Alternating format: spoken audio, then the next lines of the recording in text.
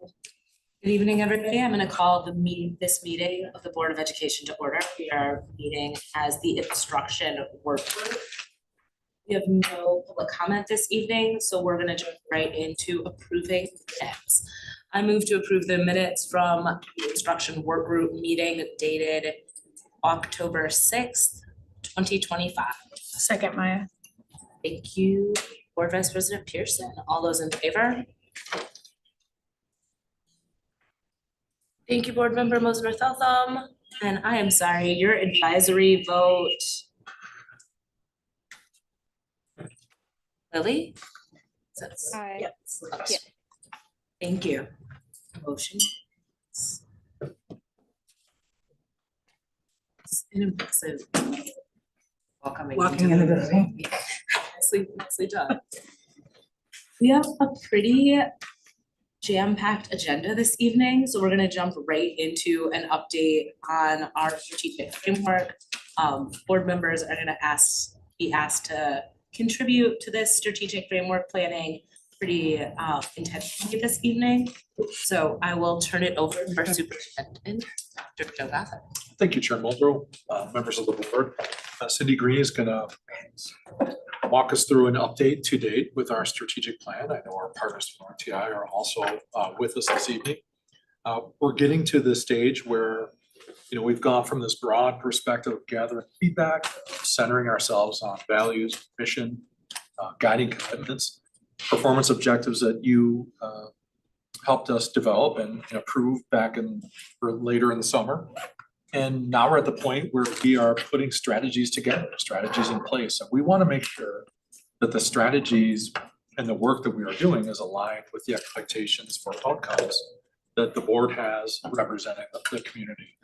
So we're kind of at that not really intersection, but really important point where we want to make sure that our direction right now and our efforts right now are aligned with where we want to be, certainly this spring, but even more importantly, as we implement and fully launch next fall. So I'll have Cindy begin tonight, and really thank you for your participation to date. Forward to our conversation. Thank you, Dr. Gothard. Thank you, Chair Muldrow. I also have our partner from RTI, Kyle, online, so the two of us will be providing an update and presenting together. I first wanted to kind of continue based on what Dr. Gothard said, that tonight's presentation is really an opportunity for the Board of Education to provide input into our progress to date on our strategic framework, MMSD Excellence Together. And I'll give you two kind of framing questions to think about as you hear our presentation tonight. You also have hard copies of the presentation in front of you in case that's helpful to take notes and keep structured to the content of the presentation. But the two framing questions are, what do you hear and see tonight that you're excited about? And what did you hear or not hear or see tonight that you would like us to take into consideration as we finalize the plan? I'll repeat those questions at the end, but this idea of what is exciting you that you're hearing tonight, and what might be missing, or what else should we take into consideration that you are not seeing or hearing tonight. Also a reminder that we will have time next Friday at the board retreat to go into this content further, or any particular area that the board may be interested in diving in further. With that, Jessica, you go to the next slide. So our MMSD vision, and speaking of our strategic framework, MMSD Excellence Together, this vision is the vision that was approved and co-created between our community and the Board of Education that was approved in this. MMSD will be a learning community where all students are valued, challenged, supported, and inspired to reach their dreams. Our mission, really how are we going to operationalize and make that vision become a reality? MMSD creates safe and inclusive schools, delivers high quality instruction, strengthens positive relationships, partners with our family and the community to achieve student self-determination and educational excellence. And the guiding commitments that were also approved this summer: lead with equity, foster belonging, deliver meaningful learning, improve with purpose, embrace our collective impact. I would say as you hear our presentation tonight, you might want to think about the words in all three of these areas, our vision, our mission, our guiding commitments, to make sure as we're drafting the final stages of this plan, we are ensuring that we're holding on to what we have already approved and what we're committing to as a community. I'm gonna turn it over to Kyle, and Kyle's gonna walk through a little bit of our process and our work done to date. Hi, Kyle. Good evening. Thanks so much, Cindy. Can everyone hear me? We can. Yes. Excellent. Well, good evening, board members. So excited to be back here with you. Really love the chance to meet with you. So just a reminder, the strategic plan is the school district's North Star. This will provide a roadmap to guide decision-making and resource allocation, and make sure we're following along with the long-term goals that you as the board are setting forth for us. We at RTI have been really excited and grateful for the opportunity. I think you approved our RFP 53 weeks ago today. So really excited to feel privileged to be able to be part of this process. On the next slide, you can sort of see a lot of the work we've done thus far. We really believe in a community-driven process, and I hope you've seen that throughout our work together. Much of this on this slide, I believe you've seen before. I want to point out a few things since the last time we've met. We have convened the steering committee a fifth time back in October, and we will convene them again here in just 1 week, making sure that this broad group of representative community members, parents, staff, students, other members of the community are able to really help guide this process. We also were able to meet with the MTI leadership team last week. Cindy had a great meeting with them. Really grateful for the excitement they shared in being involved in this process and the great feedback they shared on our work to date. They saw, I think, quite a bit of things that are similar to what you're seeing tonight. So really excited to be able to incorporate their feedback into this process. We've also held 2 central office design sessions where we met with a large group of central office leaders to really start to flesh out what are the focus areas, what are the strategies that we really need to be bringing together. We have worked together with them in both cross-functional teams and more department work stream specific teams to really make sure that we are pressure testing ideas to make sure this plan is something that is owned by the entire district and not necessarily siloed in different groups. Similarly, we've also met with principals, and we will meet with principals again when we are there next week. We really think that building leaders are an integral part of this process and making sure that our strategy works both at the central office level, but at the school level. So we have met with them and we're excited to meet with them again next week to continue to get their feedback and incorporate all these voices into this process as we're moving along. The next slide aligns with what Dr. Gothard was mentioning earlier, that the first half of our process that we finished through the summer was with your input and leadership in helping us set what is the vision, the mission, and then what are the performance objectives and what are the guiding commitments, the way we're going to go about this work. With that in place, we've shifted more to these implementation and monitoring elements, the focus areas, the strategies, and the KPIs. And we're excited for this to be an opportunity for you to give some input to make sure that, as was said earlier, that all these elements really align to those outcomes you're hoping to see. So really excited to be able to share this great work with you tonight. I will say this next slide with strategic plans, just a reminder that they are operating at a very high level. So when we think about the actions that an individual teacher may take, or even in some ways the actions that an individual principal may take, those are at a much higher level than where we are operating with a strategic plan. We want this strategic plan to provide very broad direction for us. And so what you'll be seeing tonight in the strategies, which you'll see here at the how and the KPIs, so sort of the how it's going, that is operating still at a 20,000 foot level. So in our work with staff, we've really tried to focus on how can we approach things at the systemic level that really touch on the work across the district. So what you will see tonight is not specific programmatic things. It's not individual actions or tactics, but it really is at a higher strategic level. All of those elements that we often see in school improvement plans or department level plans, that will come into play once we have these strategies in place, as we start to think how can at these different schools or in different departments, how can we align our work streams and our work directly to these strategies. So I'll talk a little bit more about how we've worked on the strategies today in a moment, but I'm going to pass it back to Cindy to talk a little bit more about MMSD excellence together. Thanks, Kyle. Can you go to the next slide, Jesse? So if you have not yet, you go back a slide? Yeah, that slide, thank you.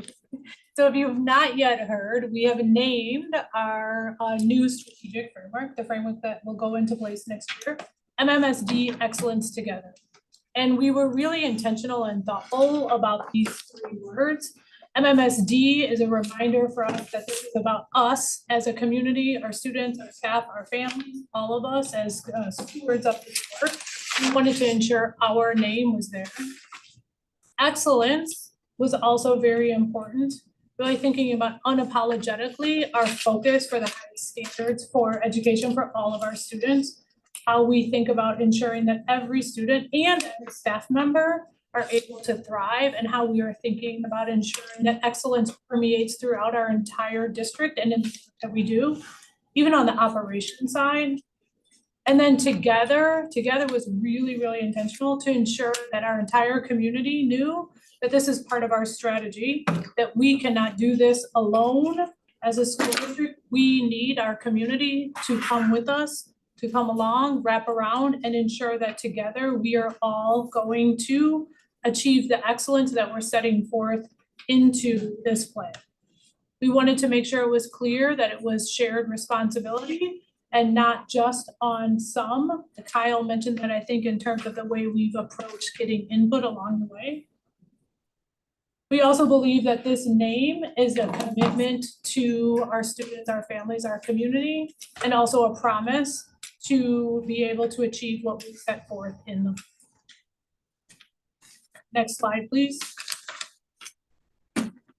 So speaking of MMSD Excellence Together, these might look familiar to the Board of Education. You approved these back in August. A reminder that these are very high level, the 3 performance objectives that we will use to measure the health of the system. We'll talk later in the presentation about some of the KPIs that we will also be using. And I think it's important to note that we have indicated and will make sure that we disaggregate each one of these performance objectives to the greatest extent possible, so we can be able to see what individual student groups and how they're performing along the way with these 3 performance objectives. Next slide, please. Okay, so what you see in front of you is 8 themes that came out of all of the input that was gathered last year. You might recall on the slide that I presented, and we had a large number of focus groups, Dr. Gothard's school visits, steering committees, individual community groups, surveys, all the different groups that came together, and these 8 themes emerged last spring as to what was most important for everybody that provided input. Can you go to the next slide, please? So from those 8 themes, we were able to narrow it down or condense or combine to 5 focus areas. These focus areas are what we are calling the priorities that will guide our strategies and our key performance indicators. The 5 areas that will be priority for our new strategic plan, MMSD Excellence Together. These 5 focus areas for the Board of Education may be new. You may not have seen these yet. And so I'm just going to read, I won't go into the definitions, but I'm going to read the 5 focus areas for each of you. The first focus area is future ready student experiences. Our second focus area is organizational alignment and innovation. Our third focus area is professional excellence and talent development. Our fourth focus area is culture of connectedness and well-being. And our 5th focus area is family, community, and industry partnerships. We intentionally used the word industry. We originally had business in there based on the input from last spring. And we decided to make sure that we changed it to industry. We thought that was a much broader way to think about who we want to capture and how we want to operate. Again, these are the 5 focus areas or the 5 priorities of the plan. As we go through the rest of the presentation, you'll see what's nested underneath this, which will be our strategies and will be our KPIs. These are in a final stage, I would say. What we're gonna look at for input and feedback from the Board of Education will be our strategies and our KPIs. Next slide, please. I'm gonna turn it back to Kyle, and he's gonna walk through a little bit of what we've done to get to our strategies and the strategy development process. Thanks so much, Cindy. So as Cindy mentioned, these focus areas will each contain a set of strategies and KPIs. These really are domains that help us sort of organize the work. It makes it easier for us to talk about the work and thinking about where different groups are fitting under each of these different sort of umbrellas and domains. So with staff, once we worked with staff to develop these focus areas, we spent quite a bit of time, both in person and asynchronously. So shout out to those focus area development teams who put in a ton of time on this to build the strategies you're going to review tonight.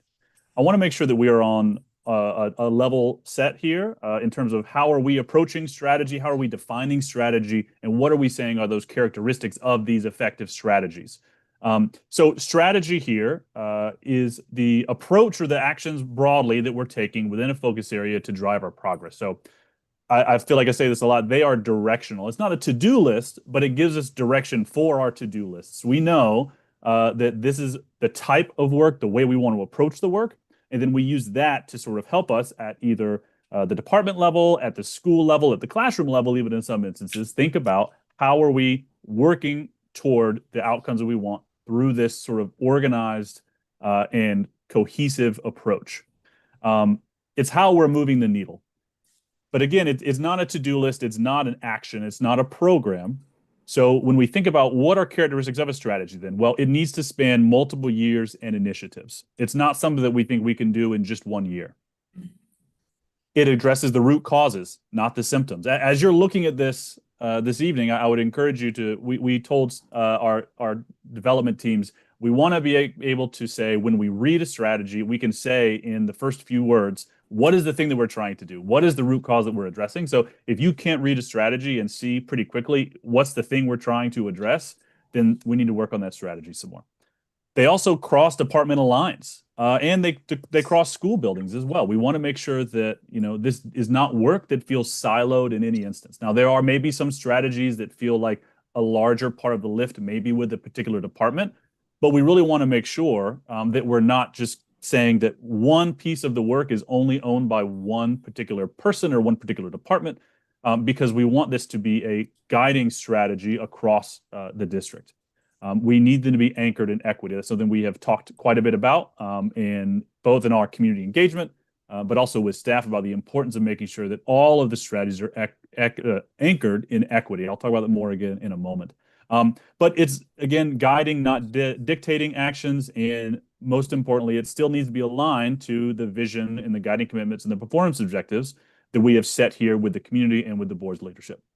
The next slide here, I mentioned we wanted to make sure that there is an equity focus throughout this. Equity is not something that we are siloing in any one particular work stream. It needs to be embedded through all of the work that we do. So we have prioritized positioning it as an integrated element of all 5 focus areas. There was conversation. Do we need one focus area that is specifically around equity? But in the discussions with staff, it really felt like that to the group was too much of like a silo that, okay, it's only over here. Equity is everyone's work in the district. And so we wanted to make sure that equity is embedded through all the strategies. So we provided this equity check here to staff to apply to each of the strategies. So as they're developing the strategies, they come back and they pressure test to make sure that they are addressing the strategies themselves, address these questions. So number 1, who benefits from the strategy? Who may be left out?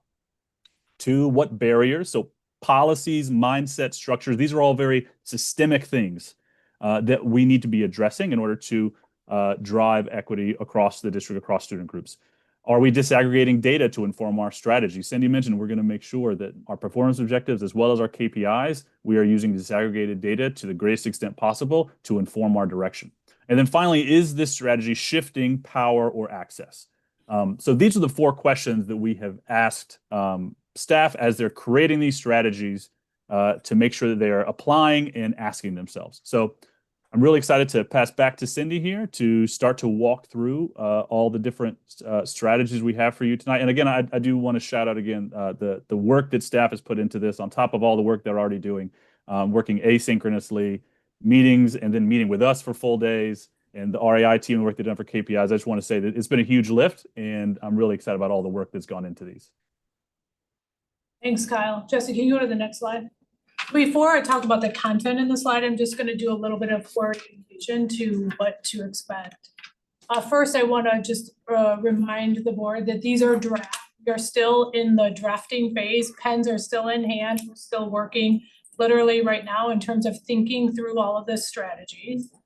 But we wanted to make sure the board was able to see our thinking to date, again, to provide input before our plan is complete. And so on the slide, what you will see at the top is the focus area that I shared with you before.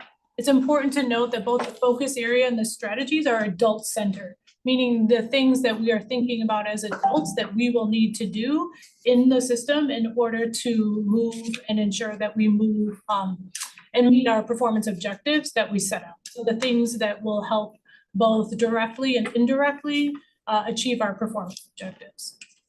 You will see an example. So we have provided one completed strategy for each focus area that we felt pretty good about, meaning that we have gone through as a team. It's been vetted through multiple groups that we shared in the beginning, and we feel that this strategy probably will be in our final strategy. In addition to that, we wanted to share the other areas that we are considering drafting strategies around, the topics, the areas, in order for the board to be able to see what we are kind of surfacing that has come to the top or what has been priority in terms of additional strategies that will probably be considered in our final plan. So again, you'll see an example of a strategy in terms of what is going to be written now. Each focus area will have approximately 5 strategies in the final plan, maybe 7 depending on the area, that will span across the next 5 years.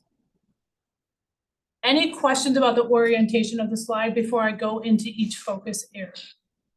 Again, this is really a place where, as I framed the questions in the beginning, what are you excited about that you're seeing and hearing? And what do you think is missing that we should take into consideration as we're finalizing the plan? Sound good? Okay. So future ready student experiences. An example is implement rigorous grade level standard aligned instruction with the scaffolded needed for all students to be successful. All staff will develop capacity to deliver culturally and linguistically relevant instruction, incorporates principles of universal design to meet the needs of diverse learners and our students with IEPs. So very, as Kyle said, broad, multi-year strategy. It isn't the actions, it is the tactics, but it's a strategy that would span across multiple years that then would become cross-functional, whether cross-functional with schools or cross-functional centrally, that teams would then be creating tactics and action plans on how they might operationalize that over the next few years. Some other strategies that have kind of risen to the top from our root cause and, oh, can you please go back?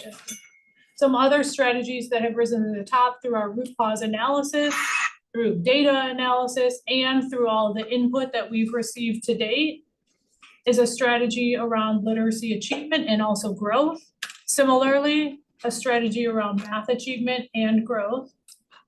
A strategy around early learning, continuing to invest and focus on our earliest learners. A strategy around a culture of data-driven and continuous improvement. Equitable access to college, career, and community opportunities. Standardizing and expanding a well-rounded course catalog. Creating and expanding high-quality opportunities outside of the classroom. Those are areas that may wind up being strategies for the final plan. Next slide, Jesse. So again, same orientation for this slide. This is around operational alignment and innovation. Our second focus area. The strategy that we feel pretty confident in that we will probably have moved forward into our final plan is to implement an enrollment strategy that increases program options, creates strong policies and procedures, engages the community. 2, increase enrollment and make Madison a destination district. So again, high level, broad, what will be underneath that might be the tactics and the action plans to get there, cross-functional teaming. Other strategies that have come up in terms of topics, thinking about evaluating and improving school and district operations, such as transportation, nutrition, instructional technology, custodial services and maintenance. Those would all not be in one strategy, but those are examples. Another one that's risen to the top is strengthening our budgeting and allocation process, budgeting in general, and then with that, our application process. And then another, which is really connected to our long-range facility planning, is modernizing physical infrastructure, schools and buildings. Next slide, Jesse. The third focus area is professional excellence and talent development. Again, an example strategy that's pretty fleshed out is expanding opportunities for continuous learning to ensure every employee has access to relevant, high-quality, job-embedded learning and professional development. Other areas that our root causes have named that rise to the top is recruiting a diverse, high-quality workforce. Retaining a diverse, high-quality workforce would be a strategy. Maintaining a competitive total rewards framework. Advancing and sustaining an inclusive staff culture. A strategy around onboarding, mentoring, and new staff support. Next slide. The fourth focus area is a culture of connectedness and well-being. A sample strategy is to strengthen a whole school approach to restorative practices in order to build authentic relationships and community, transform conflict, and repair harm. Other strategies to consider: creating safe and welcoming inclusive environments, increasing student attendance, advancing student mental health, a tiered system of social, emotional, and behavioral support, expanding systems and practices that uplift student voice and staff voice. And the last focus area, family, community, and industry partnerships. Strengthen comprehensive community relationships to establish a mutually beneficial and accountable partnerships with organizations and agencies that align with the district goals and support our children and families. Some other areas: developing a district-wide comprehensive family experience model, integrating family and community supports, and then partnering with industry to establish real-world, robust learning experiences for students. So again, you can see an example of a strategy of what it would look like when it's in the final MMSD Excellence Together plan, and then other areas that would be drafted into strategies. I think it's important to note those bullets may not be the final strategies. These are just examples of things that have come up to date.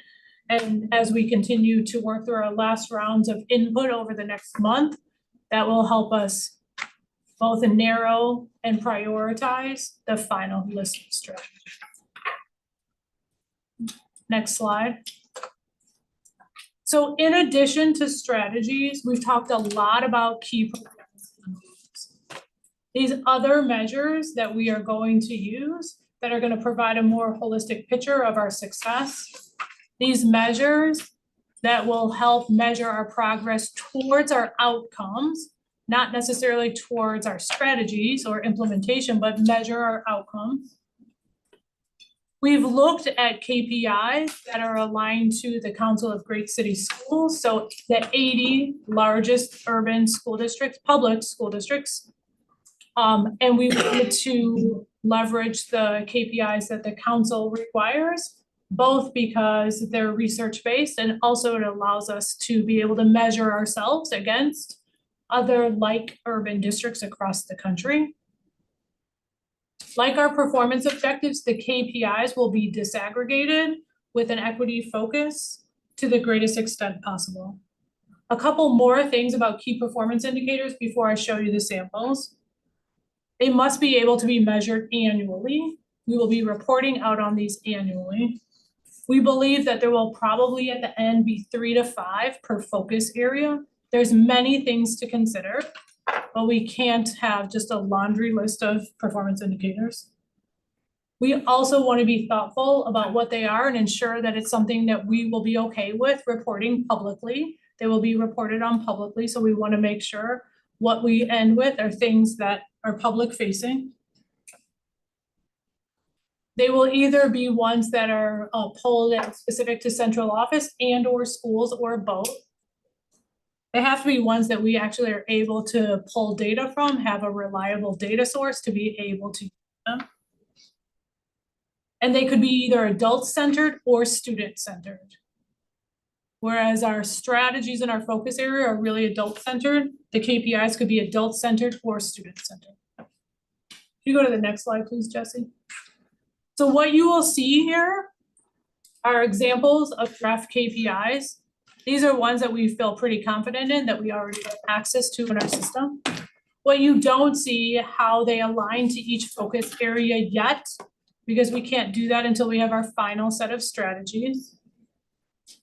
Some of the examples, as you can see on the screen, are attendance, student attendance, a student-facing KPI. We talked a lot about attendance when we were drafting our performance objectives, you might recall. And so thinking about attendance as a measure towards our outcome would be something to consider. High school completion rates, another area that we talked a lot about during our performance objective tracking. IEP progress metric, we're kind of not sure exactly what that looks like. We've heard a lot about ensuring that we're doing something to measure IEP progress or goals met in the IEP. You saw us where we had a strategy related to increasing enrollment. So there might be something related to tracking student enrollment counts that we want to be paying attention to. Percent of our new builds that are on time and on budget, right? We made a commitment to the community currently with $507 million with 10 buildings. We want to make sure that that might be something we pay attention to. Staff and teacher retention. Staff vacancy rates, behavior data, considering out of school suspension, percent of staff using their available vacation or their available time. What might that look like? The number of community partnerships we have, staff and family climate surveys. You'll recall our performance objective is on the student climate survey, but we also want to see what's happening with staff and families. Maybe something around parent-teacher conferences. And then we've heard a lot around thinking about continuing to have a focus on our co-curriculars, maybe co-curricular participation. Next slide. So I just want to walk through 2 timelines for you, and then we'll pause to focus on information. The timeline you see in front of you right now shows kind of our production timeline in terms of getting to a final product and a final plan, the MMSD Excellence Together. We're already in close to the final stage. You'll see November. We have our update with all of you tonight, obviously. And then next week, we have 3 sessions that we're running again, central office design session, principals and instructional coaches, and then we have our steering committee as well. Our goal is to have a final plan ready to unveil in February of 2026. So we'll be done drafting December, and then we'll work on getting everything ready to go to present in February. Next slide, Jesse. But here's a more detailed timeline that I know the board has asked about also. So we've thought about the plan, it's a 5-year plan. And we've thought about the plan that this year is year 0. So 1, we're drafting the plan. And 2, we are thinking that we are at the end of this school year will be when we gather our baseline data for our performance. So this year, since the plan hasn't gone into effect, it's a great year to gather baseline data, so our year 0. So the end of 25-26 will be our baseline for our performance. We're also going to continue to report out on our district improvement plan goals that you all have seen for the last 2 years. We then will begin to prepare, we're working second semester to prepare for implementation. And then Jesse, thank you. And implementation, year 1 will be next school year. So year 1, 26-27 will be year 1 of MMSD Excellence Together. We'll report out on our performance objectives at the end of year 1 and KPIs, whatever that final set of KPIs are. We will also report out on our final year of our district improvement plan that you all have seen. We had indicated by the end of 2027, we would have the measures for our district improvement plan. We will begin to implement MMSD Excellence Together and really focus on the central office. The central office will begin to get plans in place through our central office department improvement plans. And schools will continue in year 3 of their 3-year SIP that they are in right now, so that they can close that out. So we can keep the consistency and the stability of the school improvement plans that are already in progress. At the middle of next year, schools will begin a new school improvement plan process for the 27-28 school year, which will be year 2 of the plan, but it will be their first year of their school improvement plan. And then at the end of that year, we'll report out on our progress for our performance objectives and our KPIs. And then we'll continue, and this plan goes through 2031. It's crazy to say those years. School year 2030, 2031 will be year 5 of this plan, where we will close it out and show our progress both on our KPIs overall and our performance. I know this is an area that the board has asked about a few times, especially as it relates to baseline, so we wanted to make sure that we provided this information. So before I turn it back to Chair Muldrow, I know that was a lot of information. Is one why we wanted to make sure we framed the questions in the beginning and also that you had hard copies. I'll just restate, this is an opportunity for the board to give input. We do have more time next Friday if we want to spend more time in any particular area, so don't feel rushed tonight. But we want to hear what you're excited about. And we also want to hear what you didn't see or hear that you want us to take into consideration as we are finalizing our strategies and our. So with that, I'll turn it back to Chair Muldrow. Thank you so much. I really appreciated this presentation. I want to ask board members to use the presentation specifically to ask their questions. I think the questions we're asking tonight are, what are you really excited about in this plan? What are you hoping we include that you're not seeing represented? And then I think the third question is, what do you hope we spend more time on in the retreat? So if you have kind of a sense of how you want to speak to those questions, I'm happy to hear from you right now. Board Member Vanderbilt, and then Board Member Mosner. I have some specific questions on future ready student experiences. I think we can add the grading strategy as well, because if we're going to choose not to do weighted grading, which we did, that needs to be explained in there so that parents understand it, students understand it. Number 2, I think we need to make sure that people realize that we use a different grading system for individuals with disabilities, and because it can affect college and other admission, because they're the only ones with an asterisk by their diploma. That issues whether privacy complaints and other complaints, and whether they truly have a fair and equitable opportunity. In order to address equity directly, I think what you have to say is, yes, we have inequity, we still have to name them. I know we're a broad sense, but if we do not name them directly, I have a feeling we will not address them to the area that we need to. And I think that's problematic. I wrote a bunch of notes, so forgive me, Chair, my handwriting mistakes. For optional alignment and innovation, I've been open on this, on the allocation process, to openly explain the allocation process. And I think that needs to be done at a broad level, not to tie our hands, but to explain it so our teachers, our principals, our staff, and most importantly, our parents and students understand how allocations are made, why they're made, and who is making them. I think those are essential. I think we need to also increase teacher and student voice and possibly even change the allocation process, but that is neither here nor there.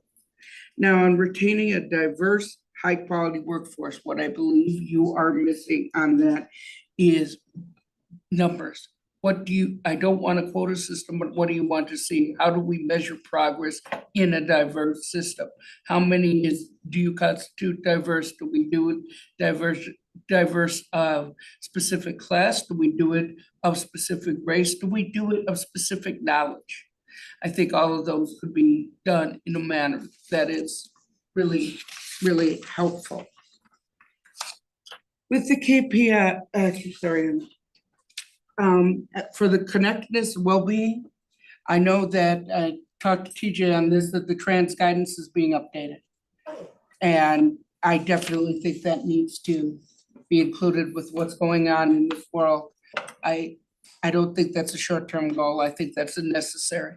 So, update IEP guidance because it has changed and things have, and we're definitely looking at definite changes to special education. People need to know about any changes. As for family, community, and industry partnerships, I'd love to see if we could, and on that, what's missing to me is not working with like think colleges or schools for individuals with disabilities who want post-secondary options. We have a wonderful STEM academy, we have wonderful other academies, but I don't think we're using our resources as much as we could on that particular issue. On the key performance indicators, disaggregated how? Can we please include dual exceptionality in the disaggregated? And list the categories we are disaggregating in. As for the example of the draft KPIs with IEPs, that's my major one. I think what we need is how it can be measured is this: percentage of IEPs followed, percentage of DPI complaints, percentage of IEP goals met per year, or percentage of literacy and math improvement, especially because right now, individuals with disabilities have been stuck at 15% of the forward exam for several years now. I'd like to see where that's going, and I'd like to see how the numbers stack up on that. And that's it. Thank you, Board Member Vanderman. You started at 5:39. It is now 5:43, and I saw Board Member Mosner-Theltham. Thank you, Chair. Thank you, Cindy, and everyone else who's been involved in this work. Thanks, Kyle. Okay, so I want to start with thank you. I want to start with strategic planning is so exciting. And I also want to name that I'm like incredibly anxious looking at this. And so I want to that's where I'm at. I'm like noticing, okay, I'm super anxious looking at this, and I'm reminding myself that we have been without a strategic plan for many years now. The person who authored our last strategic plan left the district. We had COVID, so we had a year of interim superintendent, and then COVID, during which who can play, like you can't have a strategic plan during that. I was going through my papers just the other night, and I found the attempts to get back to a strategic plan. So like, not like it hasn't been tried. And so I want to remind myself, and I guess out loud for anyone else who's looking at this like full of anxiety, that we've been kind of going a little ad hoc for a while. And so even though this is like a big thing and change is scary, we haven't had one and we need one. So that's what I'm telling myself, and also everybody else. I want to thank you especially for the timeline about implementation. that was really, I think, really respectful to the work that people have been doing, and a really solid change management move that I really appreciate, because when I talk to people who work in the schools, they talk a lot about the pace of change, or how much change is happening when, and what happens when things change and one person ends up sort of like as the implementation site of 6 different changes. So I really appreciate that. I think especially continuing the full SIP is a really nice idea. So that's the thing I'm excited about. Something that I feel is missing is kind of like a little bit of heart, actually. When I look at the emerging themes, I feel like I look at the emerging themes and I like see our school district. And then when I look at the focus areas, I see any school district. Like the focus areas could be cut and pasted anywhere. And so I'm wondering about, like, that's the thing I feel is missing. The other thing that I feel is missing is sort of like a shared vision. I don't know, I'm looking at you, that's okay. Wherever you Okay, I'm talking to everybody, I'm looking at you. When we talk about future ready student experiences, I don't feel that we have a district-wide shared understanding of what future ready is. I think that there's one way of looking at it, which is very obvious and common and popular, that it's about getting jobs. But I don't think that that's all that there is to future ready. I think about the political climate we're in, I think about the climate that we're in, and I think about the things that students will need for their futures. And I've been thinking a lot about like the ability to choose a book that you'll like, or the ability to choose movies that challenge you and push your perspectives in different ways. And all of those things, the ability to like disagree with your spouse effectively and like tell yourself when you need a break, or notice your own sense of anxiety when you're looking at a draft of a strategic plan for the whole school district that you love so much. Those are future ready things that can get lost. And so I feel nervous about that. And then I know that like sometimes people think, oh, well, that comes up in the culture of connectedness and well-being. Like that's a different thing from our instructional stuff, but it's actually super duper not, in my experience, different from the instructional stuff. And so what I see missing is a little bit of heart, an understanding of what future ready means. And I think that's all I would say. 5 years still seems like only a tiny bit of time, but that's okay. You know, one step at a time. I really look forward to hearing about more details. Kyle, if they're handy for you, and like literally if they're like, no, Blair, this is 7,000 documents ago, I'm not gonna go look. I would be curious about what are some of the things that people said about future ready? Like when you were listening to community members, here, I can look at you this way. When people are talking about future ready, like what is it that people said? We brought so many people together and asked so many people. And so here it just says future ready, but what did the people in our community actually say? So that we can make it a clearer picture of what that means. Thank you. Thanks, everybody. That's all for me. Thank you. Thank you very much, Board Member Saravo. I'm sorry, Board Member Mosner-Feltham, you started at 5:44, are done at 5:49. I'm impressed with myself. Thank you, Chair Maltra. First of all, I love having this available in front of me, so I can actually make notes. I really wish there were page numbers, actually, it would have made it like icing on the cake. But it's really nice to have it here, so I can like make active notes as it's going on, instead of trying to like match it with what's going on the screen. So this is great. I like it. I've got a lot. We appreciate that feedback. I have no idea. I'm very excited. Much planning. And I like how you give us like different points to bring out too, because I think that it's good to like highlight, to find out what's missing. And that's a reminder that we have more time to talk about things down the road. If I was gonna like start at like like the things that I was just kind of pulling out from the beginning, like the climate survey, I'm really interested to see like what that brings back. And also if we're noticing, if we're not hearing from like a certain group and how we can adjust or figure out how to reach whatever group that's notably maybe a little bit more absent than others, and like what strategies can be done if that's a theme that emerges in the end. And I was looking at, okay, then I was kind of going through the emerging themes. When I think about accessibility, some of like that's in two different ways. And if I'm thinking about the physical aspect of things, and this kind of has a little bit of crossover to like when we're talking about the buildings that we have.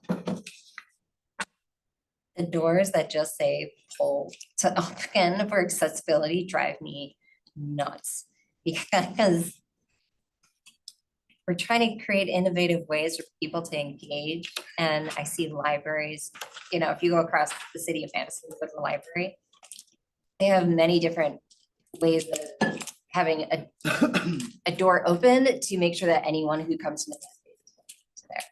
And actually, I really want to make sure that the libraries and buildings, if we're doing accessibility or updates on those, that's a place for all kids to have access to.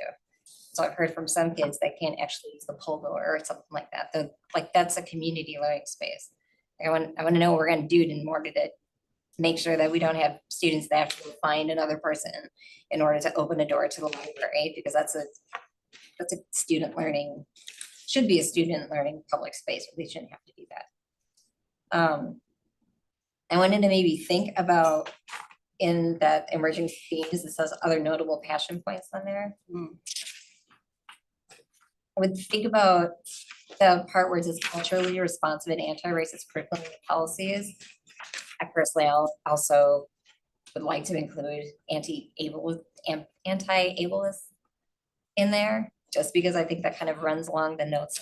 Probably kind of have a little bit more, that I pay a little bit more attention to, and I think would be good for us to have a focus on along in that kind of that same space of being responsive to those different groups. I really like the focus areas. I think they're really broad and they cover a lot of areas. And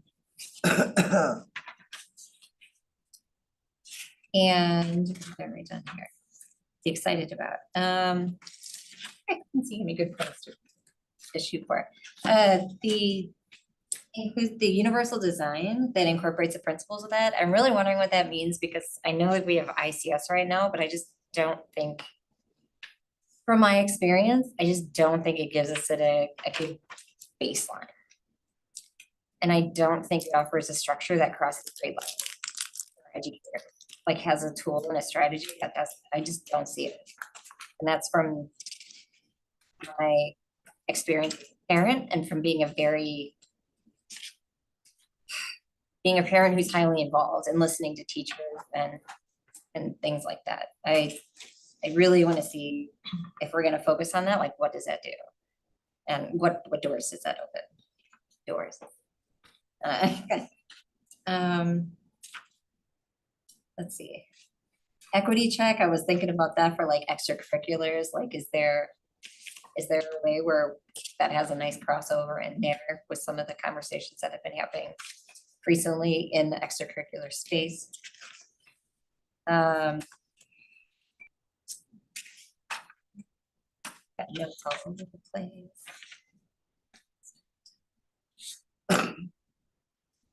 And it's Chris with the professional excellence and talent development slide.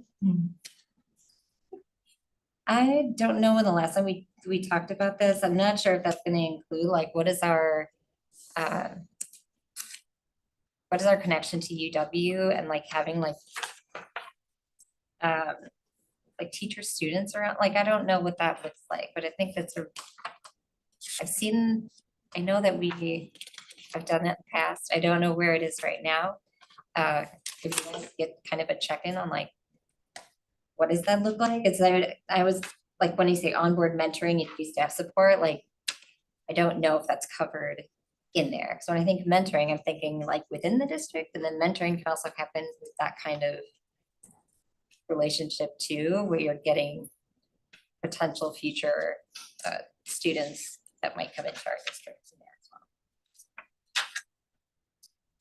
well. And on the slide that talks about family, community, and industry, I like how you put family first. Because there's a lot of times where it feels like an added reminder of here, and here it seems like putting it first makes it like a good focus, and to make sure we're including that, because our parents are key in a lot of our work and all the work. That's why the students are here.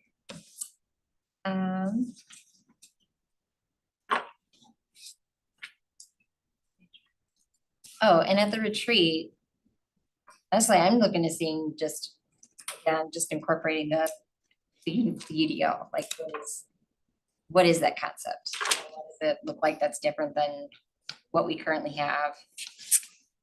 On board with like the asterisk grading, it's very much a struggle and doesn't seem to fit every student. And I don't know what other strategies like are out there, or if we can find something that feels like it's the right way to look at grading for kids who need that differentiated grading when you have adapted content. Because I struggle with that as a parent, because at that, and I know other families who are looking at it too. So, but I also don't know what's out there, and I don't know how long we have used this particular model, and what the data looks like over however many. That is all. Thank you. Thank you. Thank you so much, Board Member Sharavo. You started at 5:50. It is now 5:57. Further discussion or questions from the board? Sorry, I see Board President Nichols and then Board Member Castro. And then Maya is our Vice President. Thank you. I'll start with what excites me. I really appreciate hearing who has been engaged so far. Particularly the language around, trying to make sure that this work isn't siloed, and really bringing central office principals, community members back together, and really getting some much needed input from folks who would be most directly tied to like implementing some of these things. So I definitely am excited about that. I'm also excited by being walked through the process of like how we're developing and just the thoughtfulness around that. So I think one of the things that I'm curious about, maybe that I'm not seeing as directly, and it kind of goes back to Board Member Mosner-Feltham's point. When I look at the big emerging themes that you categorized initially, and then you combined and kind of narrowed those down to 5 focus areas, to me, the future ready student experiences focus area feels different than the focus on high quality instruction. And I don't see the focus on actual instruction coming into one of the focus areas. It might be implied when we say we're gonna create educational experiences that are student-centered, data-driven, and future-focused, empowering every student to lead their learning. But I don't think it is as explicit about a focus area around high quality instruction. So that feels like it's still not quite in alignment with what I saw in the emerging themes. And the board did approve a performance objective around academic achievement. and that we would increase overall student academic achievement. Now, the measurement of that, we know that we had some debate around the state assessments, but I do think because we have a performance objective that is explicit to academic achievement and instruction was called out in one of the emerging themes, I feel like there's something missing there in the focus areas. The only other thing that I guess I have a couple of questions. One is and if Kyle said this or you said this, Cindy, I apologize if I didn't catch it. How many strategies would you develop per focus area? It's a great question. We believe that we would probably have about 5 strategies per focus area. Okay, The only area that we right now think that we might have more than 5, and we're saying 7 is kind of what we've identified The as the max over Okay. 5 years. To board member Mosner Feltenstein, 5 years is actually not that long time. The only place where we might have more than 5 would be the future ready student experiences. Because right now, that's where we had high quality instruction, literacy focus, math focus, yeah, some of et those. cetera. But we believe about 5 per focus area. And that's 25 high level multi-year strategies approximately, which is still a lot. So Mhm. so approximately 5. Some might have 3, some might have 7, but we're saying 5 is the sweet spot. Okay. Thank you for that. And maybe specifically around the future ready student experiences, when I look at some of the illustrative example that you gave, as well as the bullets down below, like I can see the instructional strategies there. So maybe it's just the future ready terminology that to me feels, it just doesn't feel like it lines up. Can I ask you a question about this illustrative example though in the future ready Sure. student experiences? Sure. Would most of the strategies be worded similarly? Cause I don't mean this as a critique, but when I read the example, it feels like there's multiple strategies in that one example. Like implementing rigorous grade level standards aligned instruction with scaffolds feels like one thing that you're trying to tighten up and implement. Then getting all staff to develop capacity, that's a whole nother strategy. And then delivering culturally and linguistically relevant instruction that incorporates principles of universal design, that feels like 2 more strategies. Yeah. So I could be reading too much into it, but I do feel like the strategies, if they have too many strategies in the one strategy, I don't know that we're setting ourselves up for like successful implementation or monitoring. Yeah, so I will say that I think that is the good observation. If you look at some of the other focus areas, I think we've been able to tighten up a little and have a strategy. Yeah. I think we are at this place, and I'm about to look back. Becky's the lead, her and Garletcher are the lead for this focus area. I think we're trying to, without putting everything in the kitchen sink, we're trying to really think about what is most important, to your point around it being about high quality instruction and about these out of school times. So we have some work to do. Yeah. It's a draft and I think that's where we're gonna have to get really clear on what are the 5 to 7 strategies as a system we think are most important, and based on root cause analysis and based on kind of where we are today, because we don't want to abandon things today, but we want to build on them also. So the short answer is your observation is accurate and we have to tighten it up. Sure, and I know that Yeah. drafting Yeah. and thinking all of those things through is actually a pretty, Very iterative a process. very iterative process. So yeah, no, I'm not throwing any shade. Oh, no, we don't take that, yeah. I'll try to finish up here by saying that under the operational alignment and innovation bucket, one thing that does feel like it's missing is our commitment to sustainability. Mm. And so although we have this modernizing of physical infrastructure, this board has made a commitment to sustainability. And so I think there should be a strategy that's explicitly called out around that. I appreciate that. The other focus areas and some of the sample strategies that I see seem pretty relevant and, and timely based on things I've heard.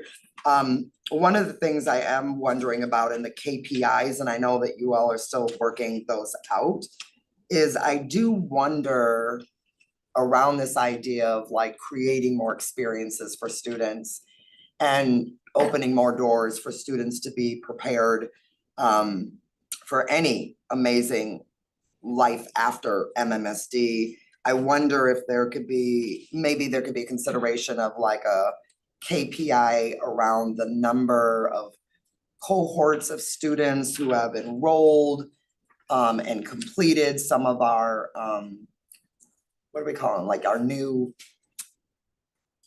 like our early college STEM Early academies. academies, yeah. I don't know if we're Early calling college those academies, academies. yeah. Mhm. I know that we have already received data on the number of students who are enrolled and completing, oh my gosh, I just missed it. Some of our dual credit. So I'm certain that will be, I don't know if that's at the KPI level or if that's back up at the performance objective level. So I know they're all connected, but it's a little hard for me when I go back to performance objectives and we say, and one of our performance objectives is college credit credentials. And then we'll increase that percentage. And then we'll have disaggregated data there. So I'm not sure if there's another key KPI that would be different than what we would be seeing at that level. Something that would help us monitor towards that ultimate outcome. Yeah. Is what I think I'm hearing potentially. Potentially. Okay. Yeah, but thank you so much for all the work that's gone into this so far. Thanks, I appreciate that. All right. Your question started at 6:58. It is now, or it's 5:58. It is now 6:07.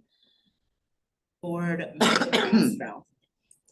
Thank you. Well, I'll start with things that I love. I love the inclusion of co-curricular participation, the inclusion of staff and teacher retention, and the inclusion of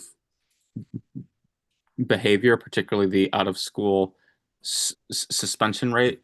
I'd consider adding the use of in-school suspension or the tracking of out-of-class referrals in that, as I think that also can be tied to the level of instruction that students are receiving. A couple things that I'd like to see spelled out explicitly is when talking about recruiting and maintaining a diverse staff, including race, disability status, and all the other demographic characteristics, gender, but really spelling out DLI and the ability to speak multiple languages. That's been the fastest growing student demographic in our district for some years now. Our students were English as a second language. So having a explicit strategy in here to recruit and maintain DLI certified teachers, I think is really important. And then when talking about the staff and family and student survey results, an explicit highlight on mental health and well-being, I think is really important. Yeah, that's it for me. Thank you. Thank you so much. Thank you so much, Board Member Castro. You started at 6:08. It is 6:09. Board Vice President Pearson. Hey, Okay, so most of y'all have said most of the things that I was also curious about. So thank you to board members for your questions and your comments. And thank y'all for the work to put into this. This is a lot. I would say I'm in agreement of like what I love is like how we're kind of thinking more holistically. If I think back when we were having a conversation of like, what does an MFSC student look like? and this is a portrait of one of our kids. Like, what are all these kind of things? And I do see some of that here. I will just +1 what Claire mentioned just about some of the, I was part of some of those strategic planning meetings with the community, and I do think y'all have captured it, so thanks Kyle, in terms of the emerging themes that we've been hearing back. I do think that they definitely speak to it, but again, as Nichelle and Blair mentioned, just the connection between some of them, and maybe being a little more focused in on MMSC in that way. I think I really like the culture of connectiveness and well-being. I think, you know, as our young people, the world is changing a lot. And really focusing in on our young people, I think is super instrumental. One thing I'm a little unsure about is how, I know that when we have the plan structure, we have the vision and mission, the performance objectives, the guiding commitments that we've already finished. But I think one thing that is a little hard to understand is how each of these focus areas, even though it's like the vision, mission, performance objectives, and guiding commitments are kind of like that umbrella, how it kind of connects back to some of these. So I'm not really seeing that connection of like where, like, okay, so if we are thinking about the performance objective where the guiding commitment of fostering belonging, like how does that connect to some of our focus areas? So people can say like, oh, if I'm looking at, you know, improve with purpose, like how do some of these larger buckets fit in that, or smaller buckets fit in those ones? So that would be good to have something like that. Vice President, I think, if I may, Mhm. just quickly, I think what you're illustrating is, yes, we've got the vision, mission, and guiding commitments, we've got performance objectives, some formation of KPIs. We're missing the strategies. The Mhm. strategies are that connection. Yeah. I can see where it Oh, might okay, I be a see. little bit disconnected. Okay. As we get more specific, because the focus areas, remember, are broad. Yeah. They're still broad. I think the strategies will bring this to life in a way that you can see the connection as well. Okay. We have a good graphic that maybe at the retreat, we have a good graphic that just shows this iteration of how everything fits together. And there's other pieces of the plan, just to name that you don't see, that are gonna also help make the connections when we have a final package. So it's just making me think about what might be helpful. How we present. Yeah. Okay, that's good to know. So I'm looking forward to that. One thing I would like to mention is I think I wrote down and I put like a couple stars, was that in the timeline that I thought was really great, is that to Blair's point of like the SIPs and the coders and all those pieces that are continuously happening right now, that we're kind of waiting to allow schools to finish that. And I think that that's really great. My hope is though that there is some like filter into that. It's not just the work after these 3 years and then there's like, okay, yep, we're now moving on to this new plan, but there's some kind of like work to kind of flow. So like the work that the schools are doing right now flows into what we're looking for in some of these. So I'll be looking forward to making sure that that happens. I did mention here my thoughts about just like we looking at our KPIs every year or annually to see if we're meeting them. Are we looking to make sure, like, I'm thinking about like real-time decisions. So if we're only looking at them yearly to see if we've met them, how are we then looking to make real-time decisions if we're not doing well in them? And so I'd just be interested to know more about how we're conceptualizing that piece. Because you can't, like, if you're gonna only look at it in December or like whenever that time frame is, it's like, how do we then also kind of work together to make the decisions, maybe budgetarily, policy-wise or anything like that, so. I don't know if you want to speak to that, but. Vice President, I think data to inform our everyday work is different than data to report. Mhm. So the annual leader report that we try to pick a consistent time annually that we report out. You know, a lot of our reporting comes at different times. So it'd be very difficult for us to say, here's our KPIs. We get some in September, we get some in February. So to use that annual time for the full report. Okay. But there's many data that we'll use, you know, throughout the year. I mean, we present to you at you know, work groups consistently, different data that we use to inform our practices. And that will continue. Yeah, I think one way we'll figure this out, but is to provide, now that we'll have a new plan that is gonna guide is providing updates. Again, these strategies are high level throughout the year and providing updates in a more structured way on these strategies, I think along the way, because remember the KPIs are progress towards outcomes, not progress towards strategy. So if we can think about the ways to provide updates on the strategies throughout the year, I feel like that'll give insight into what you're talking about. So Okay. more to come, but I think that's a good point. Okay, yeah, I was just thinking more of like smart, like, okay, how are these like gonna be measurable? Yeah. And then the last thing I'll say is that the examples for draft KPIs. I know I've said this or asked about this before, of just like as families are entering our district and families that are exiting our district, finding a way that we can somehow measure that. So again, that it's kind of filtering into why we're making certain decisions, what programs we may sunset, what programs we may create, what is working and what is not working based off of. So we're really focusing in on like, what do our families need in a moment, but also like how are we being innovative and kind of finding out why folks are maybe coming as we're having this tension between constant flow. And then the last thing is with that is just it'd be good to know more about how students are moving outside of once they graduate to the experience piece of how are we creating those experiences for students post high school graduation.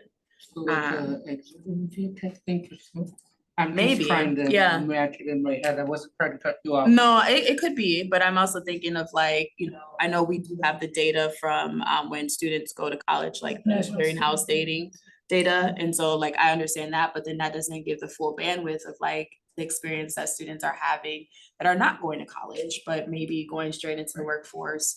Especially as we are bolstering our programming around CTE and the trades.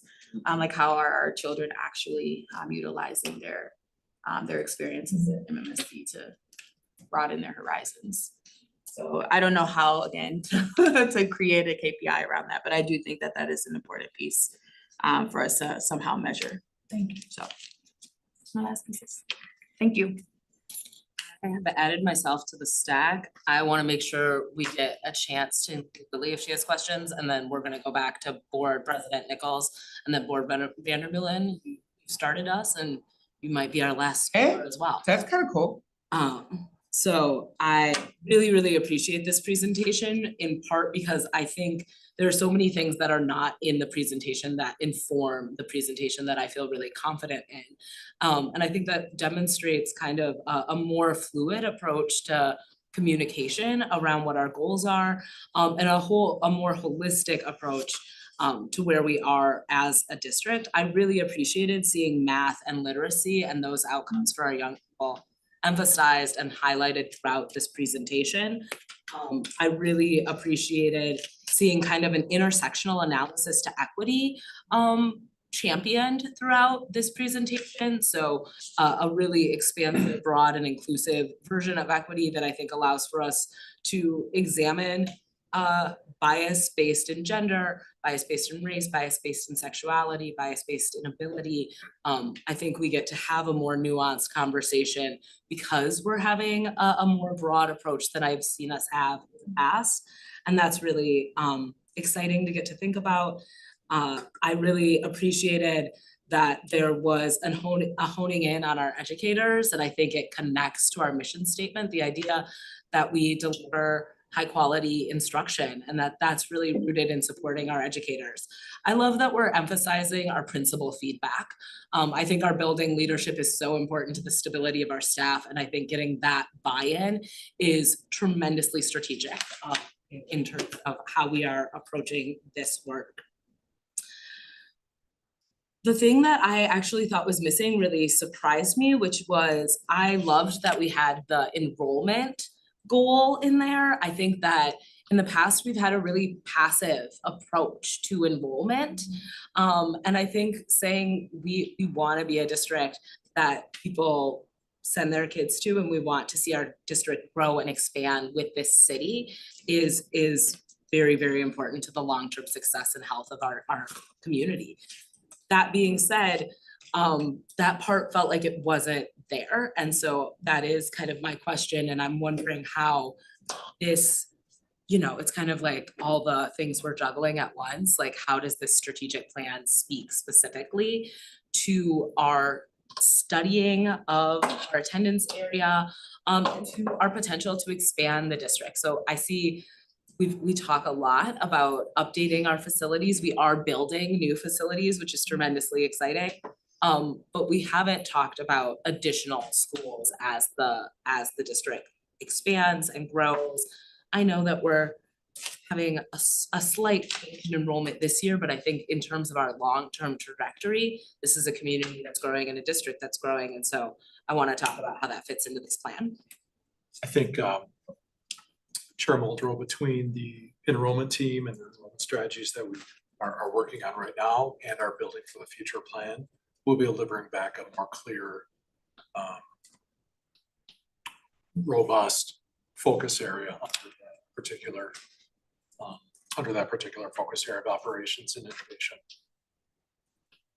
So kind of looking long-term as we're doing that work, we're gonna update the strategic plan to emphasize kind of the findings of that study in terms of our growth, expansion, and relationship to enrollment overall. Yeah, and we're a little bit premature with the building for the future plan right now. That will come back to you in phases. At which point we might be able to really narrow in on and pinpoint some specific data that we want to include so that it could speak to kind of what you're saying. And missing that here, there may be an opportunity for us to really name what it is we want to achieve, and we could include that. We also didn't want to get so far ahead where we're putting in goals that we haven't presented that information to you or to the community either. Yeah, I mean, I think that creates a lot of confidence for me in terms of the flexibility of this document and how this document gets to be something that is living and influencing the work we're already doing. I think my second question, which is about something that I really appreciate about this document, is about literacy. So we've done so much work up to this point, and it's interesting to say this is year zero when we're talking about literacy. Talk to me about how you kind of blend the work you've already done, and then use that work to get us to where we want to go, or if we're at a point where we're reassessing the work we've already done, and considering shifting our course. Yeah, I mean, I would say it's a little bit of both. I think a lot of the, many of the strategies in this plan will seem familiar both to staff, to our schools, and to our community, because it is continuations of work that is in progress. And I think literacy is a great example that it is a continuation of the work that we started. I mean, we're in year 4 of new materials at the elementary level and year 3 of new materials at middle school. So we're just at the beginning phases of those. And so that work is still going to continue. I think the piece that will be new is the fact that we're continuing to do root cause analysis around each of these strategies to get really clear on what of the current work is working and where do we need to think differently about the tactics and or the action planning underneath. And then in terms of the overall goal, I mean, I think what will be nice is that we will see our baseline data set this year, but it will be of our current progress, and we're going to continue to set future targets related to that. So I think it's a little bit of what might be new, but also building upon the work that we've started. And I think this gets to what Board Member Mosner-Feltham said, that there's a lot of great work that we have some good momentum around in the system. And so where we can continue that, I think is gonna be important. I just wanna go back to the enrollment strategy for one piece. As Dr. Gothard said, not getting in front of kind of the building for the future, and a lot of work actually that you'll see next Monday, our starting point with MGT, but that we do have a strategy very explicit around our enrollment strategy in the operational alignment and innovation, so that we can ensure that that shows up there and we allow for the iteration of what we learn. I so greatly appreciate your response to that question. That was what I was seeing that I really liked, what I'm hoping we will see more of in terms of our growth expansion and how this connects to our other plans. What I hope we'll spend time on at the retreat is really talking about those key performance indicators. I appreciate actually that we highlighted behavior. And I wanna piggyback that appreciation on what board member Castro said earlier. But I think out of school suspension is the wrong focal point for behavior. In part because we don't have out of school suspension at the elementary level. And if we're not looking at disparities in relationship to who's getting in trouble, being reprimanded at the elementary school level, I think we're missing a tremendous opportunity. The other thing is that I hope we're analyzing our behavior interventions to see how effective they are. So if we know that suspension is not producing good results, I hope we don't take 5 years and keep doing it and then wonder why we're getting the same results we've been getting. I don't think Madison can continue to be one of the best school districts in the state if you are a certain kind of student, and one of the worst school districts in the country, or if you are another kind of student. And so I do think like we have to have an analysis of why the kids who are the most likely to get in trouble at every level of education are also the kids who are least likely to be successful in schools. And I do hope we take some time and consideration of how that's gonna show up in this plan. That's it for me. I started at 6:19, I'm done at 6:27.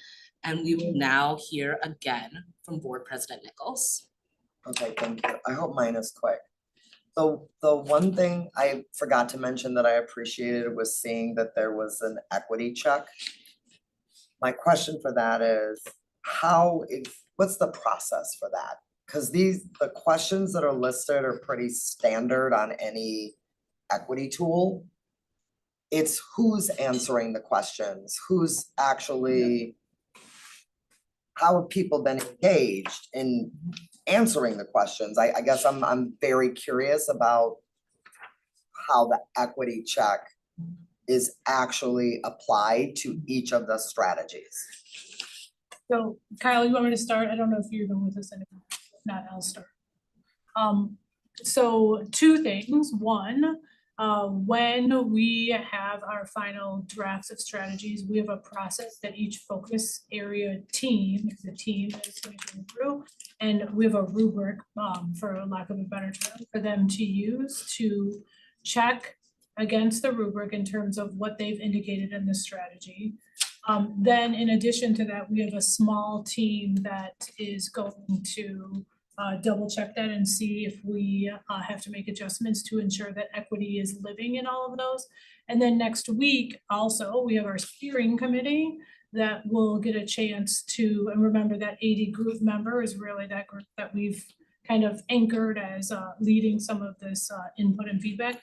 The steering committee next week will get a chance to review probably more than you even saw tonight, because we'll have further draft strategies to give us input, and one of those components will specifically be around equity in terms of what they're seeing or not seeing in terms of a check for the current strategies as is. So those are 3 different kind of, I would say, pulse checks that we're using before we get to a stage. Okay, that's helpful to hear. I hope this doesn't put you on the spot. Who is the other team who reviews? Oh, yeah, so we have our members of CEL, which is our senior executive leadership team, but we have a small planning committee, for a lack of a better term. So it has Kyle and other members of his team, Kristana, that you all have met before. Myself is on that team. The RAI team is there, a comms member, Dr. McCrae is there. So we have a small planning team that is also going to spend a lot of time doing final revisions vetting after all of the teams kind of put their pen down. So focus area teams, which is our central office group, steering committee, Mhm. and then this kind of small planning team that will do another. Okay. I don't know if it's possible, because I know that you all have a lot going on to really draft these strategies. I would love to encourage you to think about, maybe there's a group of folks from your family and community engagement, strategic partnerships, some school-based folks who could also just bring a lens to the final drafted strategies as one more way of like trying to ensure there's really equity. I think it's, I think some of my experience, which I'm not trying to draw solely on, but some of my experience from when I worked in the district and we had started an equity-based tool with similar sets of questions, is that even when people in departments were using the questions, sometimes you can answer the questions so that it looks like you've answered the questions, but there isn't necessarily sometimes the interrogation around what is our data showing. And when you're answering the question, like who benefits from this strategy? Well, if you haven't talked to any of these, you haven't talked to anybody, you can't really answer that unless you're pulling from previous efforts. So this is not to make it overly complicated, but I do think if we're gonna say that we've embedded an equity check into every strategy, if you can pull in some other folks who may not be as close to that strategy thinking and can represent community, student, family voice and raise some questions and help you refine the thinking even a little bit more and really help you keep pursuing that equity check, I think that would be great. Thank you. Mhm. Thank you, Board President Nichols. We started at 6:28. It is now 6:32. Board Member Vandermillen, your second round of questions. Yep. When Ali and Savion both mentioned on the suspension data, what I'd also like to see is the seclusion and restraint data, which I know has gone up. And I think that is absolutely necessary under belonging, because it's hard to belong if you don't feel that you belong, if you don't feel that you can be there safely. And I think that's a very important strategy that needs to be looked at because it is rising. We're supposed to look at it on a yearly basis anyway. The other thing, I'd like definitely more disabled voices on steering committees, just who do the questioning, because sometimes those families don't get asked. So one, just clarification, thank you for your input. The steering committee was comprised last year. Okay. And next week is our last one, so number okay. 6 of 6. So in terms of the Well- steering committee, the membership is. That's already fixed that, Yeah, but just in general, Mhm. just to ask some of those voices that we don't always hear. That's it. Thank you, Board Member Vandermillen. You started at 6:33. It's now 6:34. Board Member Saravo, your second set of questions. Board Member Malta. I didn't get to like go into the KPIs, but there was also, like, I was thinking about just, I would want some definitions on some things, just so I could understand like what exactly does it mean? So when it's, and when Chairman Wilbur was talking about the literacy and math, when we say accelerating math and literacy, I'm curious to understand what that is. Just because it's very broad and I just want to have a better understanding of that specifically. And then in like the KPIs that are on there, the CGCS, like Council of Great Cities Schools Aligned, I want to understand what does that mean that we're aligned in some of these places. So if there's a specific alignment in there, I would really want to see like, where is that? And The ones that where it says CGCS aligned Yeah. are KPIs that the council has studied for decades. Okay, So it's a great way for us to compare ourselves to other cities that are more like us. So that reference is alluding to that. okay, These are the same measures that they look at, and they publish an annual results. okay, That we can look at and use as a tool for us, okay. progress too. Do you think that is best understood for us by just referencing it here, or is there a different way for us to like really understand where their focuses are or what their focus, like what that is? Does that make sense?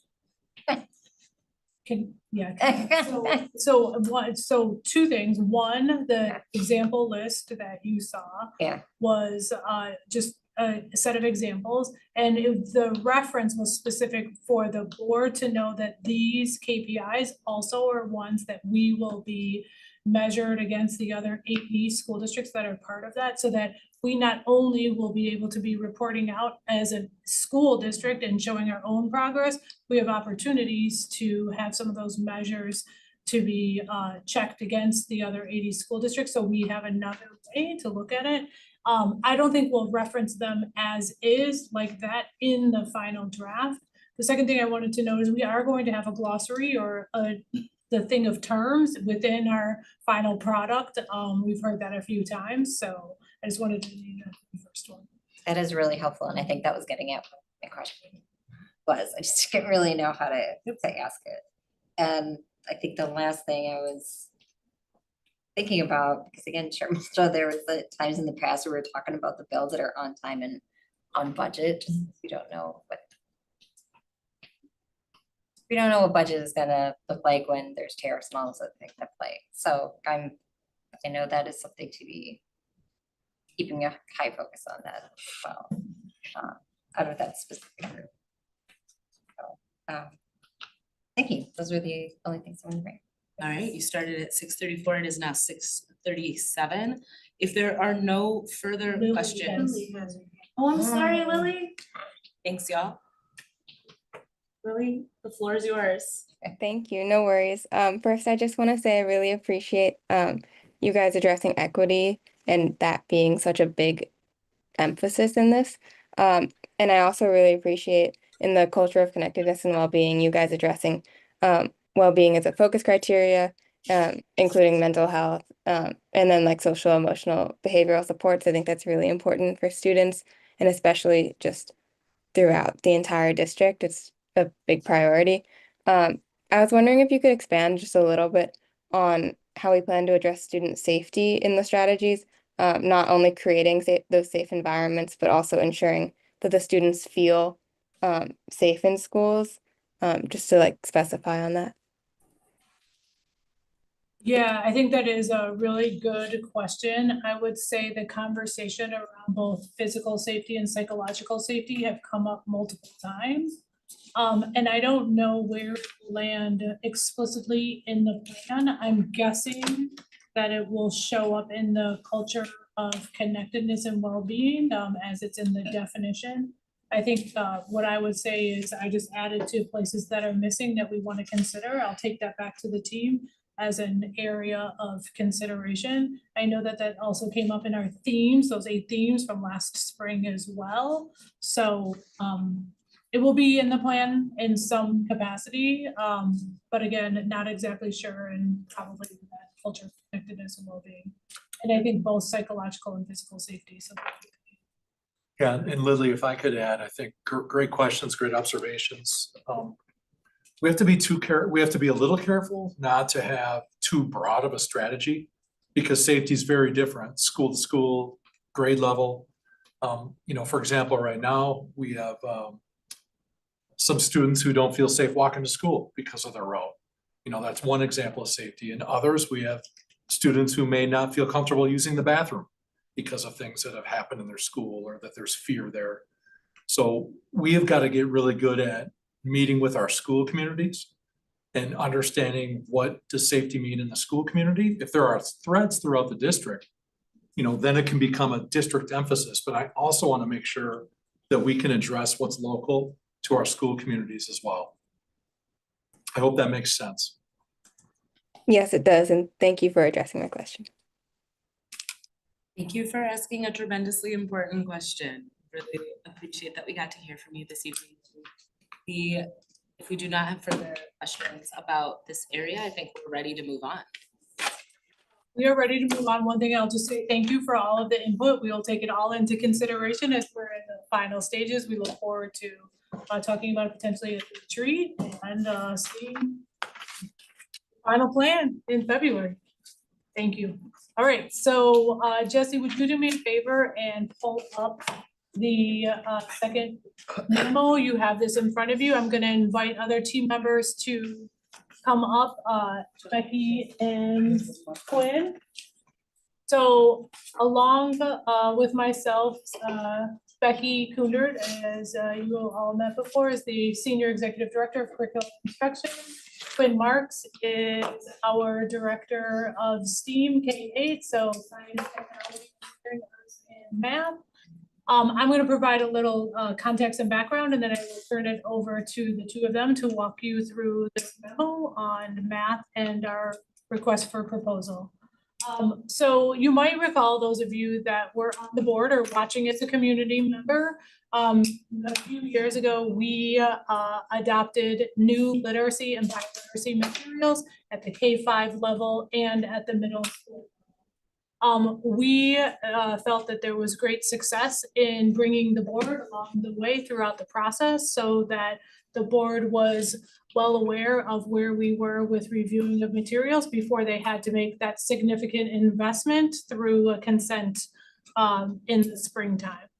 We wanted to mirror that process for math. We know the math material is a critically important decision and a huge investment that the Board of Education will have to make. And so tonight is really just an update. There is no action required tonight, but the team will walk you through where we are with a timeline of where the action for the Board of Education will take place, so that you are along with us as we go through this process. And you have a board member that has graciously agreed to join the RFP committee. And so Chair Muldrow will be able to provide updates along the way as well to the team as needed. And so with that, I will turn it over to Quinn. Hello, good evening.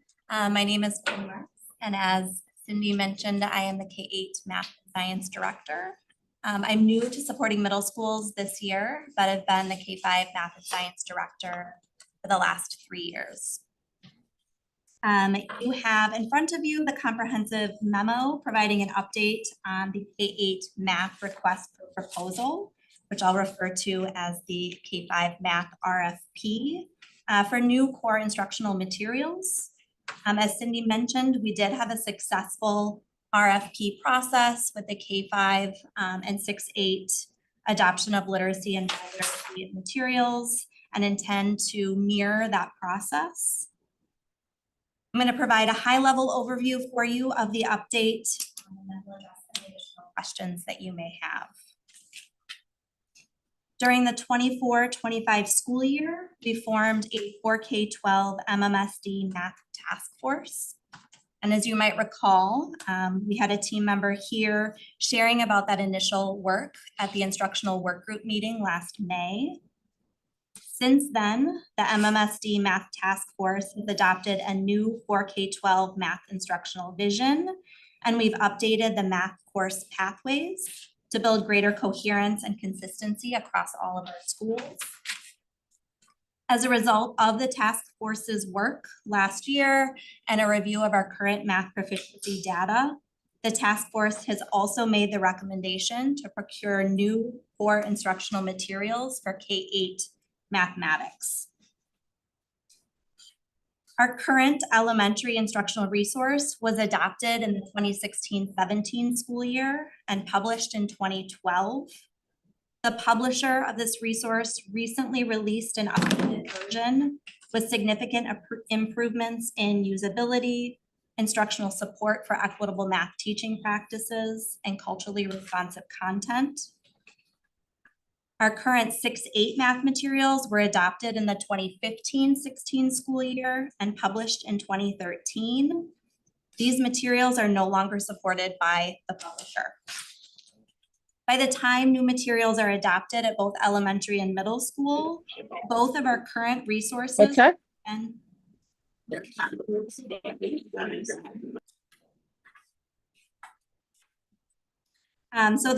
the time new materials are adopted at both elementary and middle, our current resources will have been in use for 11 school years, which is beyond the typical curricular shelf life of 7 years. This summer, the Math Task Force met and drafted selection criteria to be used in the review process, using the criteria in ed reports as a starting point. And I wanted to highlight some of the criteria that we'll emphasize in the review. So we are looking for a resource that is structured to embed equitable math teaching practices, including discourse routines that promote equity of voice and foster robust student-to-student discussion. Designed to promote a positive math identity and a sense of agency for all students. Focused on grade level content and designed to meet the diverse needs of all learners. And inclusive of explicitly designed supplemental resources for both access to grade level content and deeper extension opportunities. To ensure strong representation across grade levels, roles, and program types, we've expanded the Math Task Force for the review process. We have new committee members reading the NCTM publication, Catalyzing Change, and they will be meeting later this month to process the learning before the full committee begins meeting in December. The request for proposal went live on October 9th and will close on November 19th. The committee will make a recommendation to the Board of Education at the instructional work group meeting on February 2nd with vote on February 23rd. Jesse, can I go to the, yep, right there. I just want to name two things and call your attention to a couple of things that Quinn had indicated. Below, you'll see some of the criteria for the RFP process. One thing to note for K-5, we want to ensure that those materials are available in Spanish as well because of our DLI programming and currently still DBE programming. So I wanted to mention that. But what you'll see on the timeline, we'll come back in February with a recommendation. So the board has another touch point before they make this important vote. But you'll notice that implementation will be phased, that middle school will be implementing in the school year 26-27, which is next year. And then elementary in some capacity would be the following school year, so that we would be very thoughtful about who is receiving new materials and the team's ability to support implementation as well. So it's not all happening at the same time. So I just wanted to call your attention to that. And with that, I will turn it back to Chair Muldrow to see if there's any questions. Great, board members, questions, comments, anything you'd like to know about this process as we explore new math materials for our K-8 students? Board Member Vandermeulen. I think Savion was first though. Savion first. Thank you. So my 2 to 3 questions are: when the RFP rubric is completed, can the board please have access for review? And then my second question is similar to the reading material purchase. Will there be a committee of teachers, instructional coaches, and principals that reviews all the materials? I answer the first one and I'll turn the second one to you. So we aren't able to provide the rubrics for the Board of Education to review.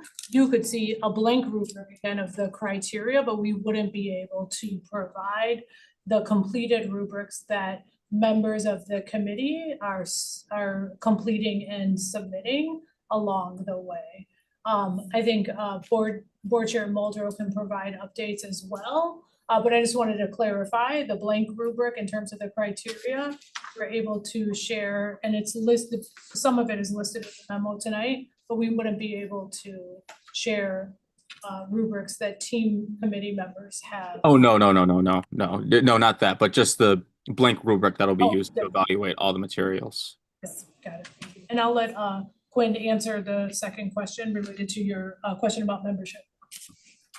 Yes, so we have about 35 to 40 members of the review committee. Many of them were a part of the MMSD Math Task Force, and then we've done some additional recruitment to make sure that we have representation across grade levels, roles, program types.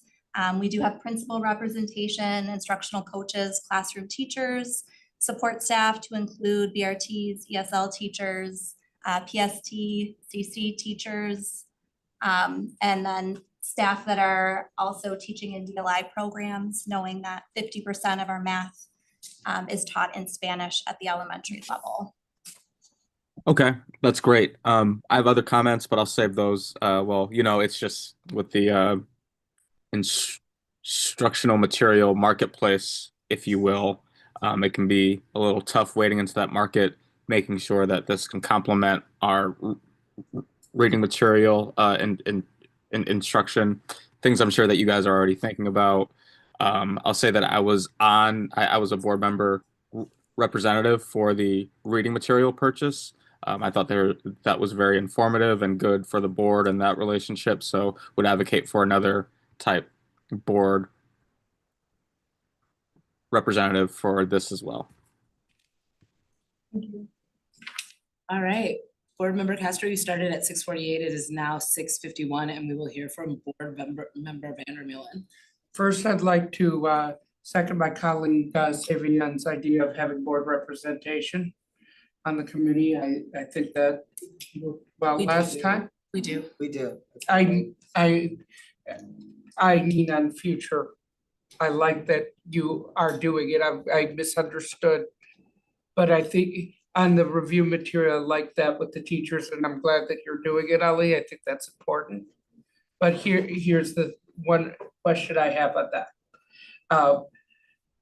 When we have the math curriculum, are we looking at adaptations, for example, for individuals with certain disabilities, and math equal to CC teachers be able to assess that? Is my first question. And then my second one is, because I am not on the task force, I have a quick question. That is, what happens if the teachers or the committee members have a split, don't agree unanimously? How is it decided? I'll let Gwen answer about the CC staff. I believe you have CC teachers on the review, and then I can talk about the second one. Perfect. We do. We have CC teachers as well as a PST represented at both the elementary and middle school levels. I think we've come a long way in terms of curriculum design over the last 12 to 15 years since we adopted new resources, in that so much of the sort of support structures are now embedded within the curricular design to allow us to differentiate to meet the needs for a variety of learners. Our current curricular resources sort of added some of those things on top after the fact versus really building those into the design of the resource. So that would be something that we're looking for as part of our review. If I may, I appreciate that very much. I just am hoping, because the math scores, especially in middle school for disabled students, the past few years has gone down dramatically, and I just am looking for something a little different on that. I can answer your second question around if it's split. We usually try and whittle it down to the top 2 or 3 based on the total scores. In the event that there is a complete split tie, I think we would bring that recommendation to the superintendent or the superintendent's designee to make a decision.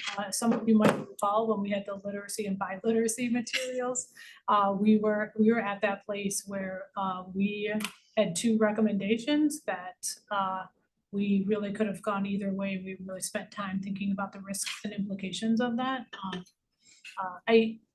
So we'll see, but we've had that process in place before, and so we'll probably would have to use that same process if we get to that point.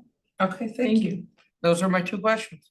Thank you, Board Member Vandermeulen. You started at 6:51. It is now 6:54.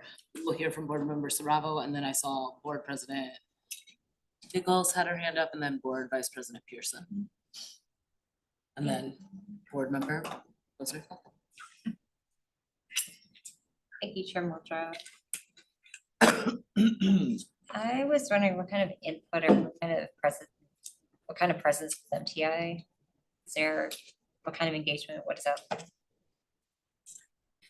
You want to talk about committee members? Some of our teachers, obviously, are MTI members that are going to be present for that process.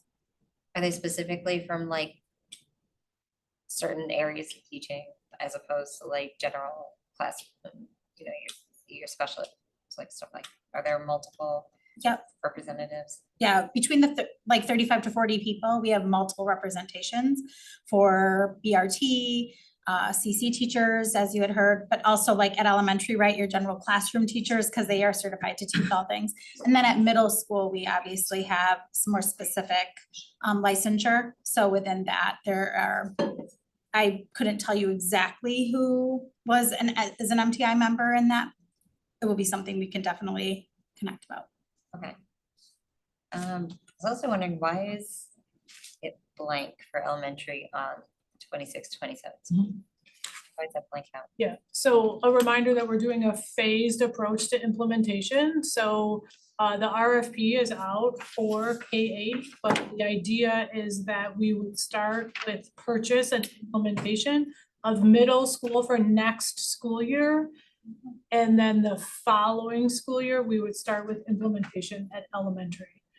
And I'll name, outside of what Quinn indicated in terms of the expiration of the current math material, at middle school, in almost every school, you don't teach literacy and biliteracy and math. You usually teach literacy and or social studies.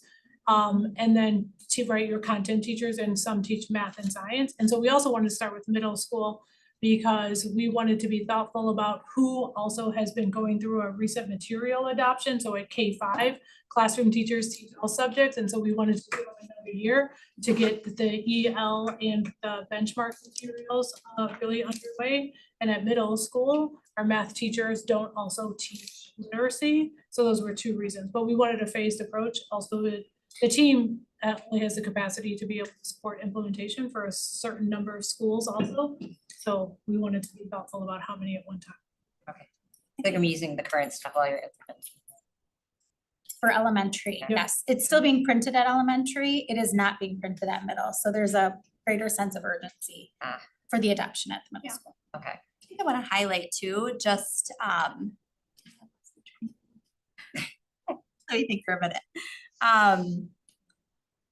That instead of just doing a 6-8, right, math review, we really wanted it to be inclusive of K-8 so that we have all of the voices at the table as we work to really align our systems and our curriculum and our assessments and everything. So doing it all at once really made sense to the task force. The other thing I wanted to ask about is that the materials that you get, so our advanced learners need something very different than our kiddos at the other side of that scale. Does switching to this, are we getting more, like, is there different opportunities in there? Does it expand upon what we currently have? And does it offer more access to like online engagement as like engaging more access? Because I know there's some of that right now where some students engage with online learning, where some might do, you know, a little bit better in person. Like what changes for the students that are looking at both of those sides of the academic scale? Yeah, so I would say our current extension opportunities for students enrolled in grade level math courses are like in addition to what's available in our core resource versus things that are embedded within and really going deeper with grade level standards. So looking for something that will have more opportunities for real world applications, the ability, right, to explain and justify thinking also allows students to go deeper in their sort of conceptual understanding, still at grade level, but like in a deeper way. And I would just say the team doesn't, that's what they're looking for, but they haven't, we don't have the materials yet to review. So to be determined what each person that submits offers, but those are some of the criteria. Okay. Thank you. Board Member Serrano, you started at 6:55 and it is now 7 o'clock. And we will hear from Board President Nichols. Chair. Thank you. I'm excited about this work. And just so our board colleagues and know that Ali's representation on this committee isn't because she's necessarily the chair of the instruction work group. It is because she's expressed longtime interest and passion around mathematics and when we were asked, or I was asked if there was a board colleague who might be available to join this RFP. She was the first board member that I wanted to check in with. So I hope that you all feel like she will represent us well on that endeavor. But here's a question, and Cindy, this might be more for you. When the board several years ago adopted the big literacy, we had one thing working to our advantage, which was we also had COVID relief dollars, and we could make a substantial purchase, like $5 million worth. I am curious about a K-8 mathematics adoption. Are we thinking that it would be in a similar ballpark as a literacy adoption, or? Yeah, I'm just wondering, because I know dollar amounts aren't necessarily the criteria, but I'm thinking that as the committee's engaging the curriculum review, cost is also going to be a factor. So if you could just shed a little light on that, that would be awesome. Yeah, so a couple of things.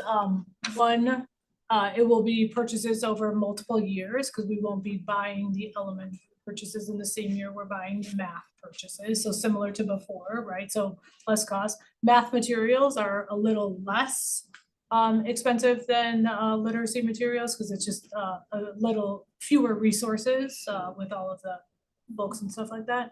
And we do have a reminder to the board, we have a budget every year that's called CRLM, which stands for Curricular Review and Learning Material Budget. That will probably cover some of those costs. Becky's team specifically focuses on prioritization of that. We have a 5-year curricular adoption plan, and obviously whatever is going up for adoption is prioritized. And then in addition to that, depending on the total costs, I know Becky's also been working with Bob as we think about FY27 and the future years where some of those costs might come in. They are going to be one-time purchases for the main purchases. So that's kind of where we're at around that. But cost is also in the criteria, is always a consideration and has a certain weighted percentage so that we, most of them usually wind up being similar in cost, but it is something that we always take into consideration as well. It isn't the driving force of what our decision will be, but it is in our criteria rubric for consideration. Becky, Thank you for that. Oh, No, Yeah. it's a definitely less cost than the literacy by literacy materials. I also want to remind everybody when we were talking about elementary, we were talking about 2-hour blocks of time for the literacy and by literacy materials. And so that is a different, you're talking about 2 resource sets for each classroom teacher. So it was the whole group and small group, which included books in both, right, at elementary level. So the middle school cost was significantly less in that for that one block of time. So we'll be talking about the same, that one period of time for elementary and middle too. So sometimes it's that, but you're right, it will be workbook online. New materials definitely offer a variety of different platforms. great. Thank you for that, Becky and Cindy. One of the things that I remember, again, I know this was a different adoption. I'm gonna go back to the literacy adoption. I remember when the board was presented with kind of a final set of recommendations about the curricula that the committee liked the most. Oftentimes, one of the things that was referenced was that the curricula also provided built-in formative assessments and opportunities for professional learning. And I don't know if I see that on the criteria right now, although should I assume that the vendors that are applying would also include that if they have it with their curricula, and that would be one of the things that you would consider? One of the things that you all see is like a rolled up rubric, Yeah. meaning there's many line items that are underneath that, and underneath that usually is where a lot of the very specific material criteria or professional learning come in. So you don't see that in your criteria, but it is in the line items that roll up to each one of those big buckets. if that Okay. makes sense. So you're saying like somewhere within the 55, the organization's ability to meet service and support, or the organization qualifications, there's something in there about how their curriculum may have some embedded Because it's all in the. formative ask. assessments, professional learning staff. Okay, great. It's all in the ask of the RFP of like, can you meet this? And then there's like, Got it. Yeah. Got it. And then I think my last question is, I do see a bullet on here, and you spoke to it a little bit, Board Member Saravo's question about these extension opportunity for students who are advanced learners. And as I recall our data over the last few years, we've seen most students who are identified as advanced learners at least at the elementary level being identified because of math ability. And so I know what that looks like as students progress into high school, right? Because you have all kinds of AP opportunities. But in the K-8 space, do we have, I guess what I'm wondering is there a connection to the curriculum review and selection to our advanced learning department, and really thinking about the gaps they have experienced or the needs that students and parents have identified over the years, so that that's considered in this review? Absolutely. So the director for advanced learning is a part of our planning team that's been with us through the math task force and will continue as part of the review committee. We also have advanced learning specialist representation at the elementary and middle school level. Okay, as part of the review. great. And thank you for including bilingual and also them being able, or multilingual learners, and also being able to demonstrate that their curriculum can also provide access and engagement with students with disabilities. So I appreciate all of that being outlined. Thank you. Thank you, Board President Nichols. We started with your questions at 7 o'clock. It's now 7:08, and we'll hear from Board Vice President Pearson. Okay, yeah, thank you. I was on the board during the time for the literacy adoption, and it was definitely and I think I was the chair of the instruction work group at that time, so that was fun. So yeah, so my questions are so it says like 4K through 12 math instructional vision, and then it gives us like the breakdown of just like our pathways. The RFP says K through 8, but the rest of the document doesn't say anything about 4K.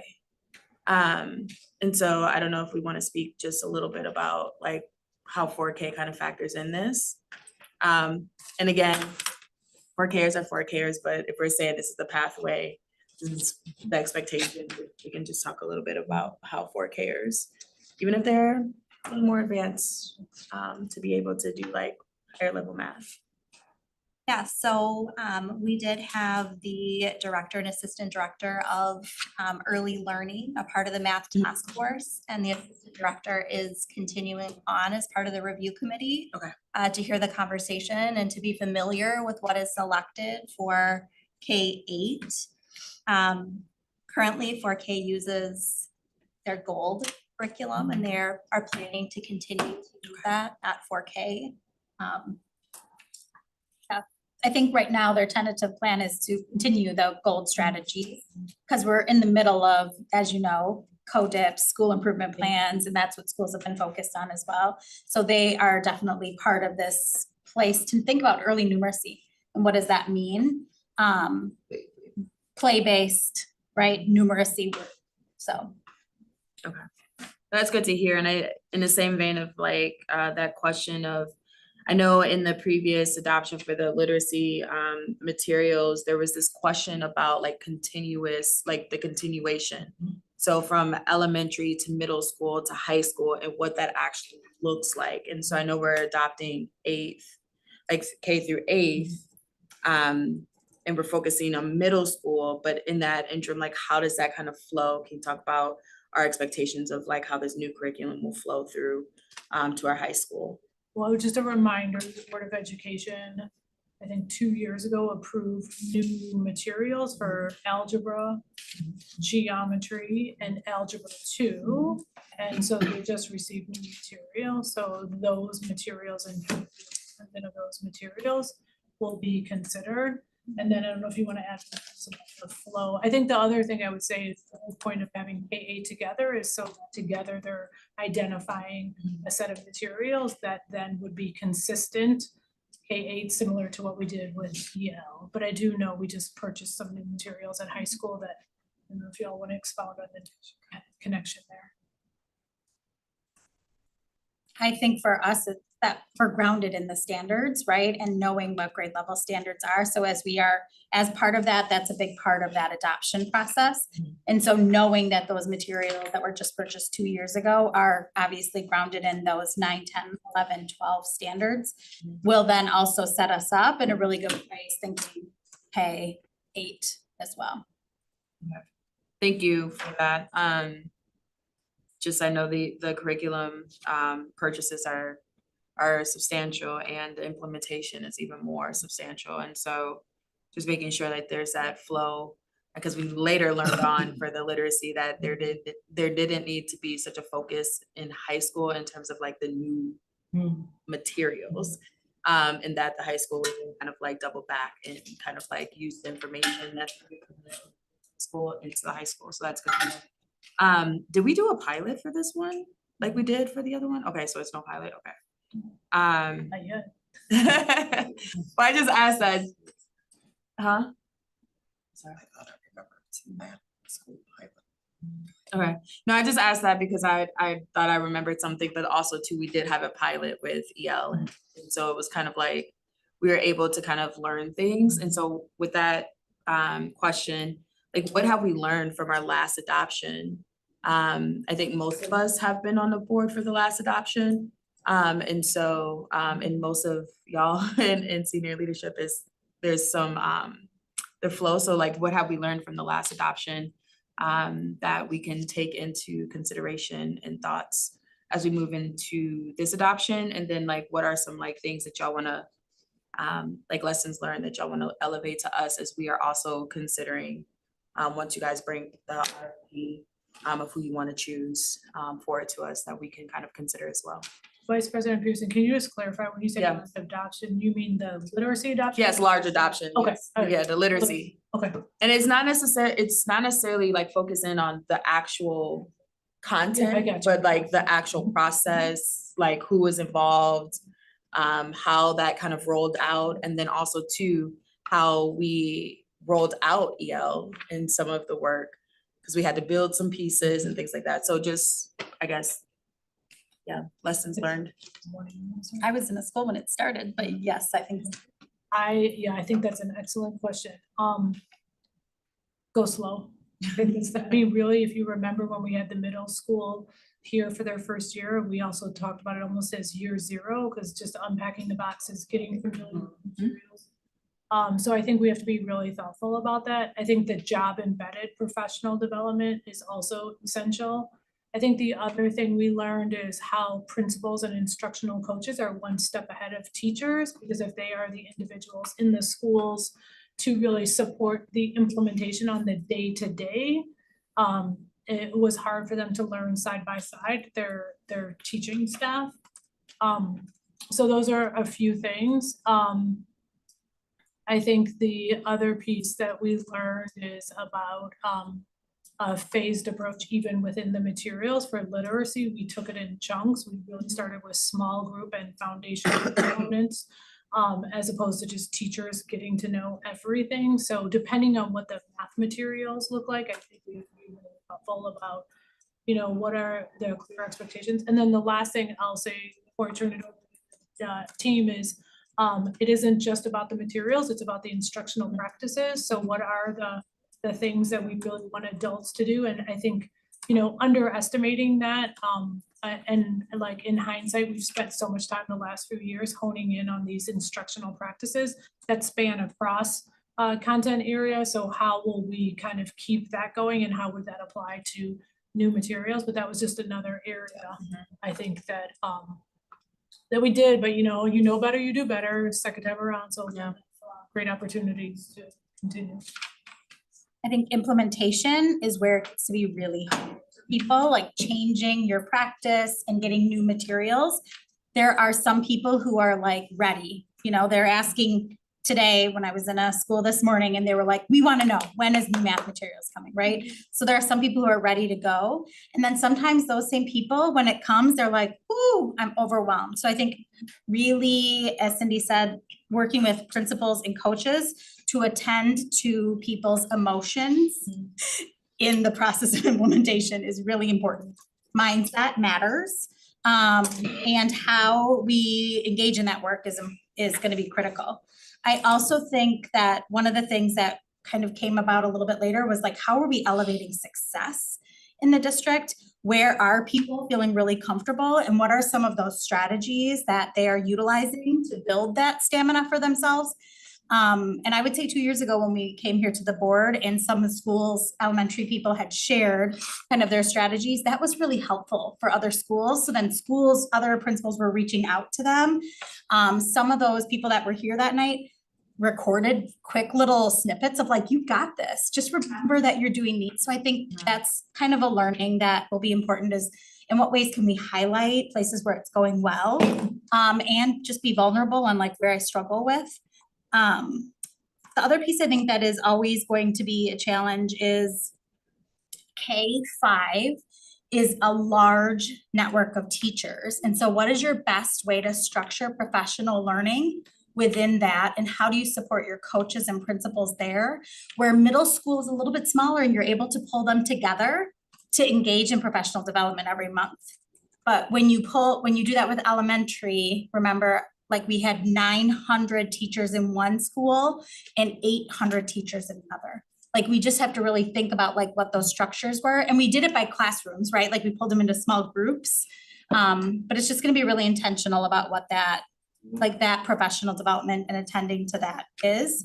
And teachers love to work with people across their grade level, right? Like they live in their own school and they team at their own grade levels, but at all levels, they really like to see other people in other places. So I think again, we have learned a lot. We have unpacking protocols, we have internalization plans that we use across all content areas, and people use them across all content areas. So I think we'll leverage kind of some of their practices they already know really well. Okay.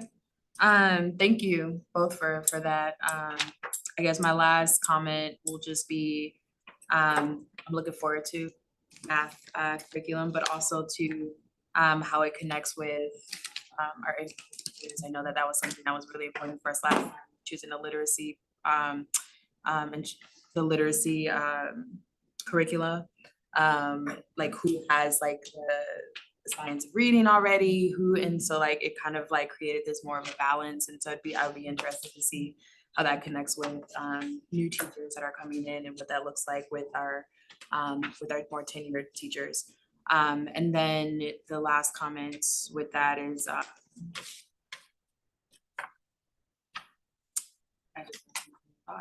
I'll come back. Thank you. All right, you started your questions at 7:09. It is now 7:19. We'll hear from board member Mosman. Thanks. Thank you. This is exciting. It sounds like you have a really good, big team around it, which is so important. Okay, so my first question is, there's a 2-hour block for literacy. There's a 1-hour block for math. Why? So currently I would say for elementary, so K-5, it's 75 minutes. Okay, And that's really what the curriculum calls for. okay. And at math or at middle school, I think it varies a little bit based on schedules. But really we try to provide the number of minutes required for the curriculum. I see, Math- based on the publishers, sort of like what they say. And I would say the 60 to 75 minutes is probably pretty typical Okay. for math. Great. Okay, so I heard you say a couple of times about like, obviously our previous instructional methods have not been working. When like we look at sort of like where students come out at in high school and ready to take that on. And I heard you say that some of the, you called the current curriculum materials like cuspy, like, I don't know if you call it, I guess it's cuspy. Like they have added some of the newer best practices on top, but they don't have differentiation embedded. Is it your sense that the lack of differentiation is a piece of, like a big piece of the puzzle here? Like what's your assessment of where we've been falling short, I guess? Yeah, I think there's some level of differentiation built in, but really post-COVID, we saw a lot of additional resources added specifically around like, how do you target prerequisite skills to help students then access grade level content? Because we had students coming to us with larger learning gaps than we were seeing previously. And so that connection to prerequisite standards is going to be really important, always connecting it back to the grade level expectations. I would say too, we've done a lot of learning around equitable math teaching practices, around having really clear learning goals, teacher as facilitator of mathematical discourse versus like at the front of the room, I'm the holder of knowledge, sharing that knowledge. Kids are completing practice problems. We want students to be actively engaged in doing the math, grappling, making sense with their peers, having their hands on physical manipulatives. And we saw, while some of those practices had been established when we first adopted our Bridges curriculum and we were seeing an increase in proficiency at the elementary level, with COVID and school closures and even coming back, the way that we were implementing materials was very different from the way that we had initially implemented. So sort of getting back to that and having a resource where more of that is built in. Great, to support teachers. And your information about the change in teaching practices comes from like data collection walks, self-reported, where does that come from? Yeah, so we do look at high quality instructional practices as part of our curriculum and instruction learning walks. We've also done a lot of reading through catalyzing change with a task force and been able to make connections to what does the research say is equitable math teaching practices. And a lot of those pieces are showing up in those instructional practices that are part of our learning walks. Neat. I want to talk about screen time. I didn't see anything in here about like online materials, but then I maybe like heard it out of the corner of my ear. Is your task force in your RFP thinking about how much young children are on screens doing math on screens? Yeah, I would say we didn't put anything around having sort of an online component be a part of the curricular resource. I know sometimes they offer like online virtual manipulatives to supplement the physical materials that students have, but not something that we're specifically looking for the K-8 core math. Cool, I would be specifically looking for the opposite. Yeah. I would be specifically like, if this curriculum has children on computers, maybe we don't want to consider it. Okay, my next question is about grade level stuff. So I was new to the board at the time of the ELA adoption. And I remember there was a conversation about the way in which the curricular adoption, because it was very tightly grade banded, foreclosed on any opportunity to experiment with how effective mixed age classrooms could be. are the curricula that you're anticipating getting, or is the vision of your task force that we would cleave tightly to the grade banded stuff and say, oh, you do all the differentiation in your second grade classroom no matter what? And why, right? Like if we know that some of our instructional models have not necessarily been the most effective, and this is like a huge piece of a kid's elementary and middle school education is their math learning. It's like foundational, reading, writing, arithmetic.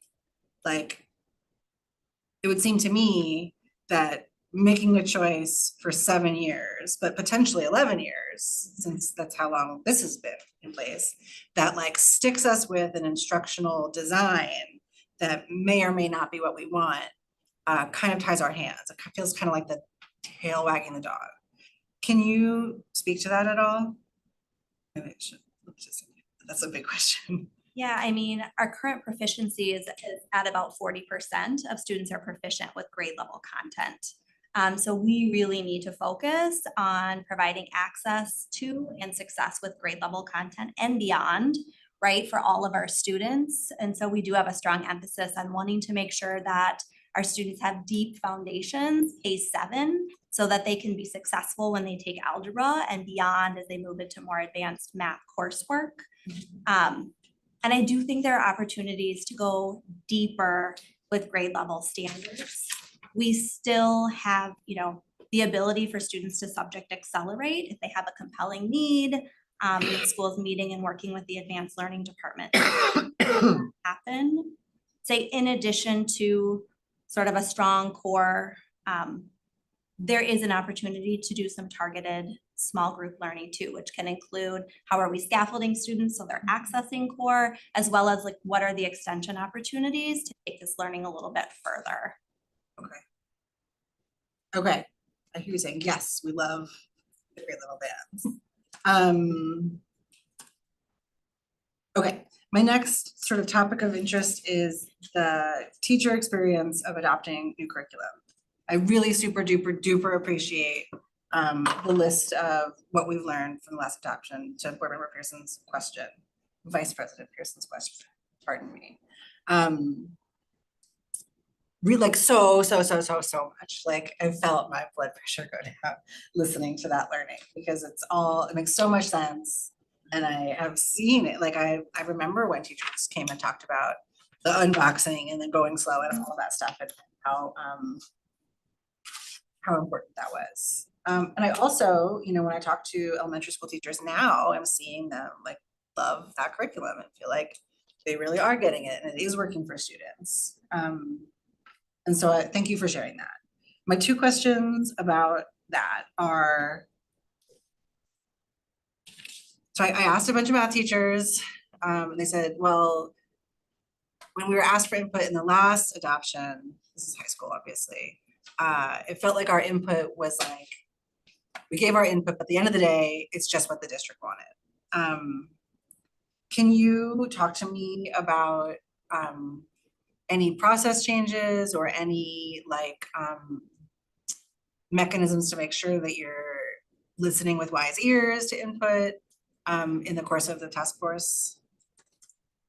It wasn't a part of the high school adoption, so I'm not exactly sure what that process looked like. I think something that we're considering, I don't know how many resources we'll end up reviewing with the committee, but having staff be able to look at just more than one resource, right? So they actually have a way to be able to compare and see like what are the benefits of one or the opportunities versus like what might be missing in another. I think sometimes if you only review one resource, you either like really like it and you're championing that and only that because you don't know what else is available. And so we want to make sure that our review committee is available or is aware of what's available. Yeah, do you mind if I chime in? Please. I think, I don't think that the process for high school was as comprehensive and as robust as this is and as the literacy adoption was. And I think one of the things with the literacy adoption was we allowed schools to do a quick sample and they just did this like pulse check, like I can't remember, it was like a 1 through 5 or something, but we got the materials in the school. So while we had this this vetting committee that was scoring materials. When we got it down to, I think, the last two, we were able to get samples for families to come in and look at, and we were able to get samples for schools to look at. And I think that really helped with kind of casting a wider net about people understanding the process and where we were and are with it. And so I'm guessing for math, we'll do something similar. And like I said, I don't know if it was as robust for high school based on kind of where we've been and what we've learned since then. That I think we've learned a lot from the literacy and from previous adoptions that will help this process. Yeah, thank you so much. The learning that you laid out just really sounded so great. And then my last question about the professional development, I super appreciate that you're saying, hey, elementary schools, we're gonna go with middle schools first. I wonder about, and you know, I'm like going back and forth in my own head, like, there's a lot to do, there's just a lot to do, like, it's just how it is. But I'm thinking about, we have a brand new strategic plan. I don't remember, is it Blackhawk that's gonna be like just in a new building? I can't remember the dates, I'm sorry. Like we have a lot of stuff going on, and so to what extent is the compendium of like things at a given school under consideration? When you're thinking about school by school, okay, this school is going through this, and they have a new principal. This school is and like that you might say that, oh gosh, I'm not being very articulate, that might impact the professional development plan for that school in this area. Did that come out in any way that you can respond to? Yeah, I think what you're asking is where the formal and informal implementation goes with schools based on all of the other things that a school may have on. And I think that part of what probably come up through this review team is you're seeing a draft of an implementation timeline of middle school, elementary school. I think what you're not seeing is what they'll learn throughout that process, what they'll learn once principals have a chance to weigh in that might adjust even that high level timeline for a variety of reasons, right? Even elementary, all 32 schools at one time may, when it comes to 27, 28, may not make the most sense. So you might see that. So I think those are pieces that I'm guessing the team will learn as they get closer through the process with the committee. Fantastic. I appreciate all your work on this, and look forward to the reports on how the work in the task force unfolds. Thank you, Chair, and thank you so much. Thank you, Board Member Mosmer-Feltham. Started at 7:15. It is now 7:33. I want to check in with you, Lily, and if there's anything you want to ask about the adoption of this curriculum. I don't have any questions as of right now, but I appreciate you guys working on this. I think it's a really great thing. Thank you. Thank you. All right, I'm gonna add myself to the deck, and then I have seen Board Member Pearson has another round of questions or comments, and so does Board Member Saravo. I'm really excited to get to work on this. My first question is, how much did we spend the last time we purchased materials? So what was the cost of our last investment in math materials? So I was the person leading that one. I don't know. Okay.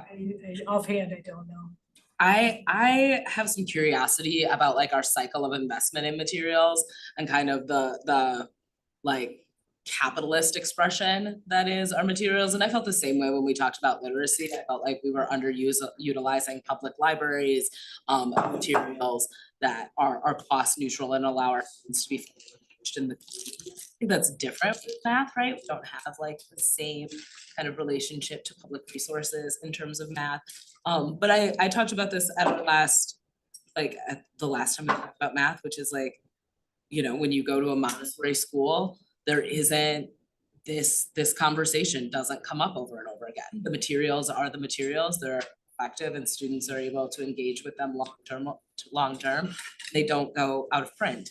And because my own children had early childhood experiences in Montessori, one of the things I really recognized in that was that their esteem around math was really celebrated, that my children had a lot of confidence in understanding math because it was really tactile and it was really play-based, and they knew they were doing it well. And I have seen, particularly in my oldest child, the real deterioration of her confidence in relationship to math. And it's not surprising, right? If we know that girls of color are the least likely students to be recognized as advanced learners or talented and gifted in the area of math, we're sending a lot of messages to certain students about their intelligence and about their capacity to do math. And I think we need to address that pretty proactively. I did not go back and watch the last time we had this conversation, but because I've been on this board for 7 years and I've had a lot of things kind of like pitched and sold to me, one of the things that comes up over and over again when we're asked to embrace something new is equity. We're told, hey, this is going to make sure that your English language learners get a more fair opportunity in the area of math. This is going to make sure that your students of color, your Black students, are more likely to be successful. Do you all remember the last time this came up, talking about equity at all? What was that conversation like? I recall. I'm gonna ask the team. Oh, I appreciate sorry. it. The last time we talked about math or data, as it relates to math. Mhm. Last spring when we had the conversation. No, I'm talking about the last time we purchased materials. Did we emphasize, hey, these materials are going to promote a more equitable outcome for our young people? I can't imagine that we didn't mention that, Yeah. but shock me. I don't think I'll shock you. I think we did, and I think one of the things that we talked about at that time, so a reminder to the board, is that was when the Board of Education and the school district recently had adopted the Common Core state standards. We were behind kind of the state in that, and so 2014 was the first year we implemented the Common Core state standards as a district. And so the material adoption for math with Bridges was heavily focused on new materials that were aligned to the Common Core standards at the time, and a component of that was the math, I can't remember what they're called, the math practice standards, which were similar to instructional practices. So we were looking for that, and we were also really looking for collaboration. Our previous math materials were very direct instruction and teachers, individual student, and we were looking for materials that were focused on math discourse and student to student discourse, most specifically. Full like honesty, I don't know. I'm sure we were focused on equity, but I don't recall what criteria was in the materials specific to equity, either race equity, gender equity. Were we to look at the outcomes promoted by our most recent approach to math and compare them to the outcomes we were seeing with our last tools that maybe were more instructor focused, was one producing a better outcome? So is discussion-based learning in the area of math producing a better outcome than maybe a more heavily instructional approach? Say that is what the current research says. I appreciate that in terms of what the current research says. What I'm talking about is our own data, right? So if you go back and you go 10 years ago, you just told us 40% of our students are proficient in math. It's hard to be excited about that kind of number. If you talk about that in a racialized way, it's really depressing, like really, really depressing. Maybe it is an improvement from what we were seeing. You know, maybe we've gone up from 2% of our Black students being proficient in math to 4% of our Black students being proficient in math. But what I heard from Board Member Vandermeulen is we've actually had losses in this area, particularly for our students with disabilities. Right. I would say that our last curricular adoption in 2012 for elementary was the first time we had a consistent resource that was being used across all of our classrooms. Prior to that, it was we had a resource and you could use pieces of it, but a lot of our content was teacher created. And there was great variability within a school at a grade level, and then certainly across all of our schools. So the adoption allowed for some consistency that we didn't have before. I will say that adopting a new curricular resource alone is not going to be like the thing that changes our data. It's really going to be about how we implement those materials and the professional learning and support that we provide to teachers along the way. And that is something that we have not had in math for a very long time. I really appreciate that emphasis, and I think it gets at kind of the heart of what I really care about. I don't remember the textbook I learned algebra or geometry from.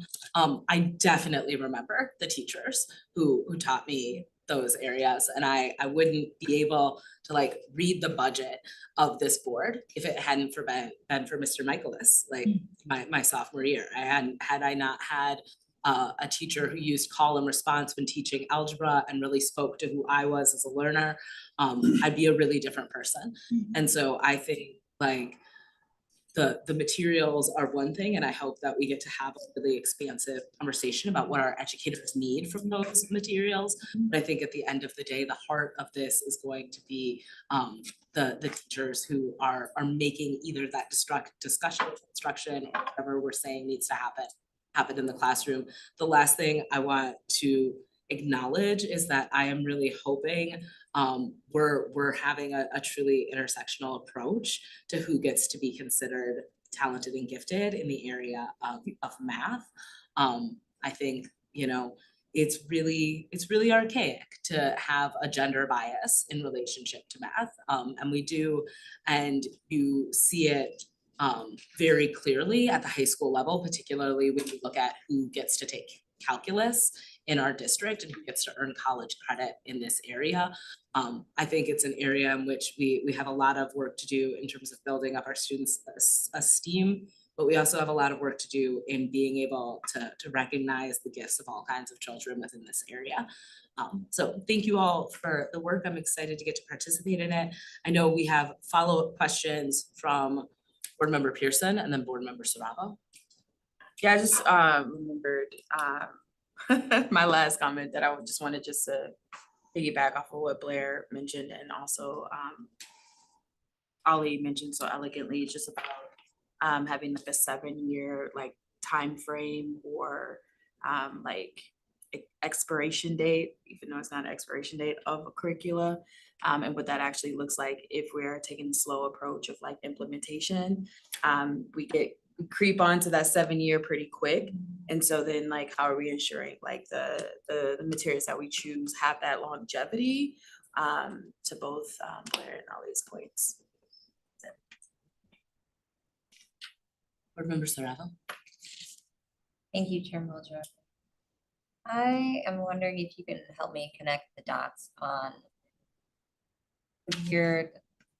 I was just thinking back to, we were just talking about future ready student experiences and how there was the UDL approach to there, and why I don't see that as like explicitly as a priority when we're looking at this type of material.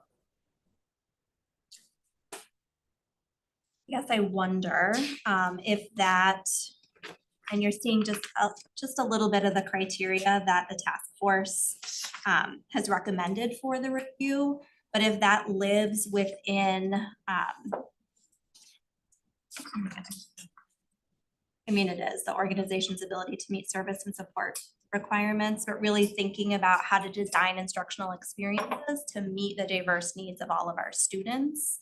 And we do have criteria within the rubric that's going to address sort of that design. How are we designing from the front for access for all? I guess I'm just looking as to aligning with an approach that also shares that same value, because that's probably been more explicit than one that's kind of like softly tiptoeing around it. And to what Chair Muldrow was just talking about, like some students need a little bit more like tactile, like in-person things when it comes to math, while others can just do it in their head and just really understand it in a really unique way, and that really drives them. And I've engaged with families and learners that have students that go along both sides of theirs, but I think if we're going to be implicitly putting it in here as something that we're gonna name directly, don't see a reason why to not name it directly and have that same expectation here. So two things I'll say, one is in draft, which is the MMSC Excellence Yeah. Together Strategic Framework, No, I so it probably maybe will end up in there, and I would say the second piece is, I think the team can use that lens when they're reviewing, the RFP is out there launched for people to review. I think within a lot of what's not in the roll-up will show up in terms of universal design for learning. And part of those components are the adult-centered pieces, what adults are doing in order to ensure students have access in some of those adult practices, so, yeah. So I think I'm thinking about it in the way in what gives our staff the ability to use the same thing across grades, like what follows the student. There's a lot of times I see teachers doing something very specific, and obviously you have to when you're doing individualized instruction, but it'd be great if there was something that they were like, we utilize this specific piece because we had access to it, because they purposely have it as part of the curriculum that they have access to that they can then share, instead of having something that they made for one student and not to have it just having or even a better flow from one grade over to the other. So I know that's one's in drafts, but I like it that we're saying it explicitly there. I see it just kind of softly here as much more of an expectation, just so I think it's just good alignment. Thank you. And I think we're sharing the full criteria, right? The rubric, not the completed rubric, but the criteria with the Board of Education. And I think you will see more evidence of that in the full list. I think we have like 3 pages. Like there's 3 Of pages of criteria. criteria. So we're One- like, yeah, one thing that I just wanna manage expectations, that unless it stays, you can't share that publicly in any kind of way with the Board of Education until after the fact, because you can't let publishers and other people see. So I just wanna manage expectations around that piece, but thank you, and we'll take that into consideration. I just wanna be careful. So can I ask a question, follow up? I'm sorry to interrupt. but you'll see it. Okay, thank you, Ed, and I feel like there's gotta be a way that we can summarize that. Board Member Vandermillen, I can tell you have a question that's related to the question Yep. that was just asked. So point of order, you wanna ask something? Yeah, just real quick, we can't see the entire curriculum, the entire rubric. Only part. So what I was clarifying was that we are not able to share the rubric with you if it's posted publicly during the review process. Because it then allows vendors and other people to see it. We have a procurement rules around our processes. We will make sure criteria may be a little more detailed than what's here. I'll talk to Dr. McCray and we'll figure out what makes sense, but while there's a review process going out, that public rubric, we have to be careful about the public facing component. So, may I, Chair, ask a quick question? You can ask a follow-up question related to It is. this question. It is. And then I think. We've discussed equity, and I'm not sure how equitable it is that we're going to vote a curriculum based on things that we don't see. And that won't be provided to us because of a procurement rule that was created by the board to restrict the board's ability to see the data. That's the problem. I think what we're talking about is the integrity of our process in partnership with other folks. And so I think this might be something we want to lean into thoughtfully offline in order to make sure we're representing the process we're engaged in appropriately to the public. I'm just I respect that and I will deal with that. I just want to know what we're hiding. That's all. Done. I don't think it's necessarily. I got my question answered. I just Okay. curious. We're not. Well. Okay, so what I see is that we have Board Member Saravo, I feel like, have you gotten the answers you needed? Yes. Okay. Board Member Moser Theltham, is your hand up? No. All right, we do have another topic tonight. Yes, we do. So I want us to move on. If folks feel good about this conversation, I want to thank you all for something that I can tell we're all really excited to discuss further. Thanks for joining us this evening. We're gonna talk about class size. Thank you. But I want to respect the views and the scene, so I need to cool down before I can do that. It's not gonna hurt. Okay, my.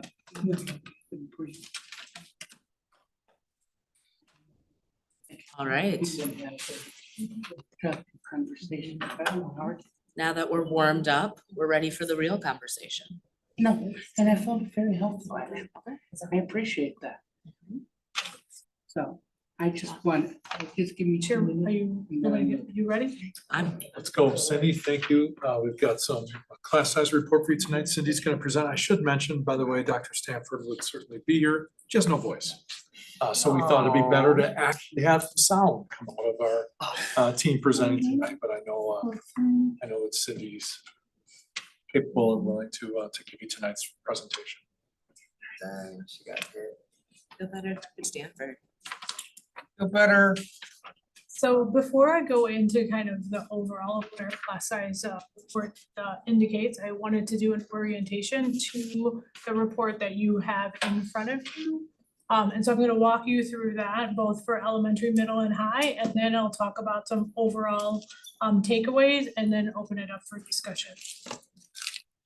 So as you can see, both in front of you, you have this report and also on the screen, there's 3 different components that break out our class size report for elementary. A reminder that it's also broken out by schools that are identified as AGR schools and schools that are not AGR schools. If you look all the way over to the right-hand side, based on our class size policy, you will see numbers and percents for each row, starting with kindergarten, and I'll name 5 for kindergarten first. You will see the number of sections across AGR schools that are below minimum, which equals 30%. In blue, you'll see the number of sections, a darker blue, that indicate those that are at the optimum for our class size policy, lighter blue below maximum, and kind of the burgundy color above maximum. So that gives you both the number of sections per each category within our class size policy, as well as the overall percent. The middle bar shows what the average homeroom class size is for each grade level. So you see kind of almost like a sliding scale. Right. And then what you see far over to the left is we report out on class sizes at the level of number 8, meaning 8 students at the elementary level. So what you will see is there's a bar at the end of the first graph, which says 9, 11, 13, 15, 17, etc. It will actually show you by grade level the number of sections that have that number of students in it. I will give an example. If we look at kindergarten and we look in the middle, we see 2 bar graphs that say 7 above it. That is indicating that there's 7 sections in kindergarten with schools that are AGR that are at 14 students. The next bar says 7 also. That indicates that there are, oh, actually that's the 13. And then the second bar indicates that there's 7 sections with 14 students in those sections. If you go over to burgundy, it will indicate at kindergarten, we have 1 section in our schools that are AGR with 22 students. The reason you don't see the applicable place for 4K all the way over to the right is because 4K is not part of our class size policy. So we are still reporting on 4K based on our investments that we have made, but 4K is not in our class size policy.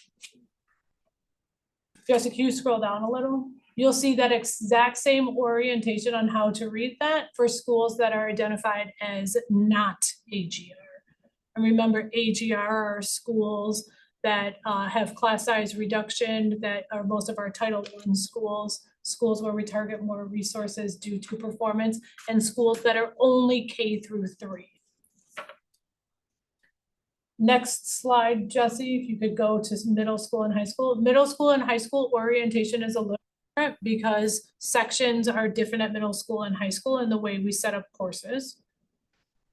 You will see, if we start all the way over to the left, you will see the content area. That doesn't mean all of the courses, but the content area is over to the left, art, Avid, English, math, etc.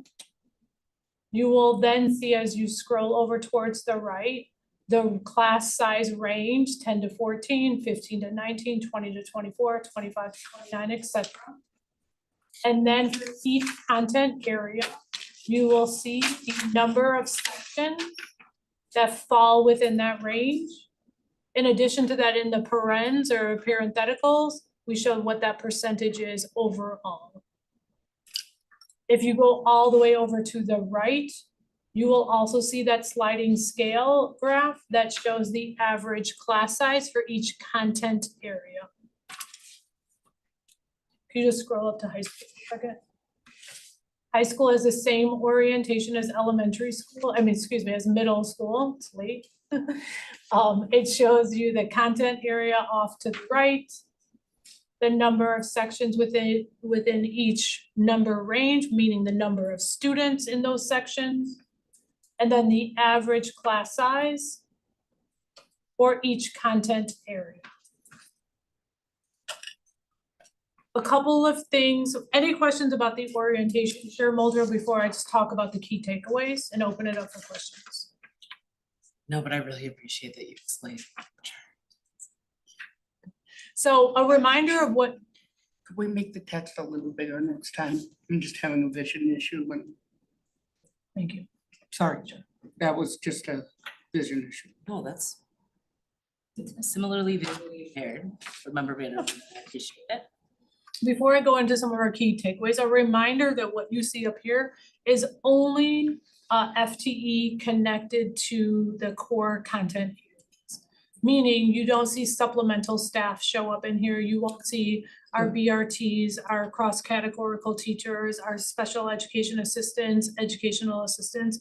This is the classroom instructor teacher tied to each core content. So it doesn't show all of the staff that are in schools or supporting in classrooms. It also indicates places where our schools in terms of where we see some variation across class size. We have some schools with smaller school size that I'll get into some of the complexities around that. Some of our dual language programs and our Hmong bilingual program also in terms of where there is variation. Some highlights are, if you notice, particularly at kindergarten and first grade, you will see a significant number of sections at those grades, and that is back to the board's investment in kindergarten and first grade, both on a focus on our early grades and early learning, but also a focus on early literacy. I mentioned before about class size for 4K. It's not part of our policy, but we thought it was important to be able to share that information as well. Our AGR schools on average have 2 students fewer than our non-AGR schools. That's the intent, that we target resources towards AGR schools versus non-AGR schools. At the middle school level, the average class size was 21.9. And at high school, the average class size was 25.5.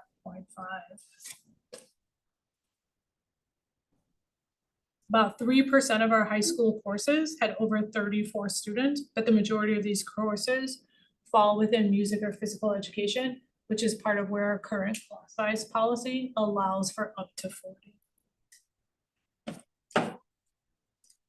This doesn't show any intervention sections, temporary sections, and it doesn't show pull-out. So as I mentioned before, it's our core classes that are pulled from students that are rostered in the campus for their courses throughout the day. At this point, I think I will pause and I will turn it back to you, Chair Muldrow, to open up for questions, and I can go into more detail. Thank you very much. Questions from the board about where we're at in terms of class size? Board Vice President Pearson. Yeah, thank you. Just had a couple of questions about I think we ask this question, I feel like every time we have the conversation about like class sizes, are we seeing any like trends in particular around like sort of feeder patterns or areas? And then with that, coupled with that question, do we have any anticipations in some areas that as students matriculate through the system? Where we anticipate like larger growth probably in some classes and possible like school areas. So like just looking at like thinking about like attendance area and then like students' movement through the grades and how that might work. So I'll start with your latter question. So I think not yet, because this is, we pulled this as of last week, so this is kind of current. But I think over time, part of why we have an allocated pool is just to ensure we have resources as, you know, Hawthorne was a great example this year where we were intentional about paying attention to that school on a regular basis because of all the developments that were happening and there might need to be added allocation. We haven't gotten to that place yet with Hawthorne, but that's kind of an example of the growth. We haven't seen it yet, but we will. I think to your first question, I don't know about feeder, but I think one of the things we're seeing is that as we are continuing to create more opportunities for students in terms of course offerings, both in terms of what we know are important for not only while they're with us, but post high school and voice and choice. I think we're seeing some stretch in terms of more courses that stretch principals' autonomy and flexibility of how to use that allocation because we are adding additional courses or sections. So I think we're seeing that both at the middle school level and at the high school level. So a good problem to have in terms of the more offerings. I think we have to start to determine as you add something, what gives or what maybe we take away, which is part of, you know, sometimes the hard part of the process. One general overview I'd like the board to just keep in mind as you're taking this in is on page 23 of our budget that we just passed. It shows that over the last 5 years, we have fewer students and more adults. So more teachers and more assistants too. So the class size is one way to look at how we're investing resources. What it doesn't show, as Cindy alluded to, is some of the additional supports that sometimes we use, you know, to help some of those outliers, where it may not be a full teacher, but it may very well be another adult to support the classroom as well. This tells an aggregate story. Right. I mean, it should inform you, should inform the community, but there's so much more to it as well. Yeah. I mean, I asked that question partially because, you know, as you know, we had families come in to talk about, you know, at their school, this class possibly will change based off of like the students moving from one grade to the next. And then you have, we have a lot of students right now that are transient, and then we're going to probably have even more students who are going to be transient in our system with what is happening right now just in livelihood. And so that's why I asked the question of like, how are we kind of conceptualizing that and where the needs are needed to be. But also too, I think we also heard in the past, so I heard actually in one class I was visiting, we were talking about students in third grade and where a large portion of their third graders were had IEPs, and those students also move through the system pretty frequently. And so then it's like, how are we also kind of factoring those pieces in as we're thinking about like the classroom? And I'm grateful that this graph this time has just only the teacher who is the core teacher teaching the subject in the area, because I think in the past we've got this graph with like all of the teachers, and it was like that wasn't a clear like picture as to, you know, the actual class size in that classroom. So I'm grateful for this, but it would be maybe helpful just to also get like how some teachers are supporting in some rooms and things like that. But I asked that question partially because, you know, that's the third grade classroom I visited and volunteered in, I was just like, okay, so this is what we're doing every single day. And their class size wasn't that large. But it definitely, when you have a large student population that have needed support, that does change how that class size looks. So that's why I asked the question. I appreciate that also because we're trying to rethink, we've been pretty traditional in this report in the way we present for the policy. And we're also trying to think about what's useful for us and what can be useful to the board. So I appreciate that. Yeah, thank you. That's it for right now. Thank you, Board Vice President Pearson. Your question started at 7:59. It's now 8:05. Board Member Mosner Feltham had her hand up. I then see Board Member Saravo and Board Member Vandermillen. Thank you, Chair. Thank you for the report. Thank you for pointing out that it's an aggregate and that the experiences within classrooms are so varied and dependent. I also really appreciate the call out on other adults in schools. My comment or my question is sort of, I'm feeling the daylight savings time. Honestly, it's so late. It's only 8. So my comment is just a little bit like, what if, or how could? Did we do future problem solvers? How might we? Is this a question stem from, okay, I'll stop there. Given that this is only one way of looking at things, and given that classrooms are so specific, and given that we don't actually know, I'm gonna tie this back to questions about like staff wellness that came up recently. Like, we don't actually know that well what it is that like makes it possible for someone to show up and do that work really, really well. How might we ask questions of our staff that are linked to this information? Like, do we say, okay, we're gonna send out the climate survey, such and such percentage of staff at a given school are gonna answer it. What if we index that to class size? What if we took a closer look? I'm not asking you to do it. I'm just asking people to think about it. And I'm thinking about the workload difference in ninth grade social studies, my favorite. Ninth grade social studies class with 20 versus 29 students.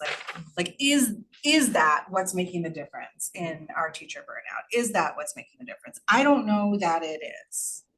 And I don't know that it's not. I'm going to reiterate for all of my colleagues that I have interest in class size. I don't really have interest in constraining class sizes by policy without a much broader look and a much broader understanding of what are the factors that go in to an adult educator and their team being able to provide an excellent learning experience for students.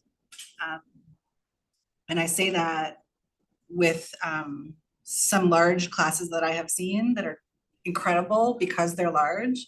And I say that as a teacher who often has less than 10 students in a class, and I can't get a discussion going.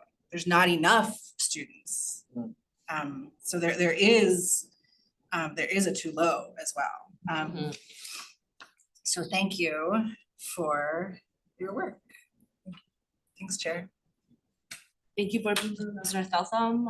I had Martha, then me. Board Member Saravo and Board Member Vanderhill. Chair Walter.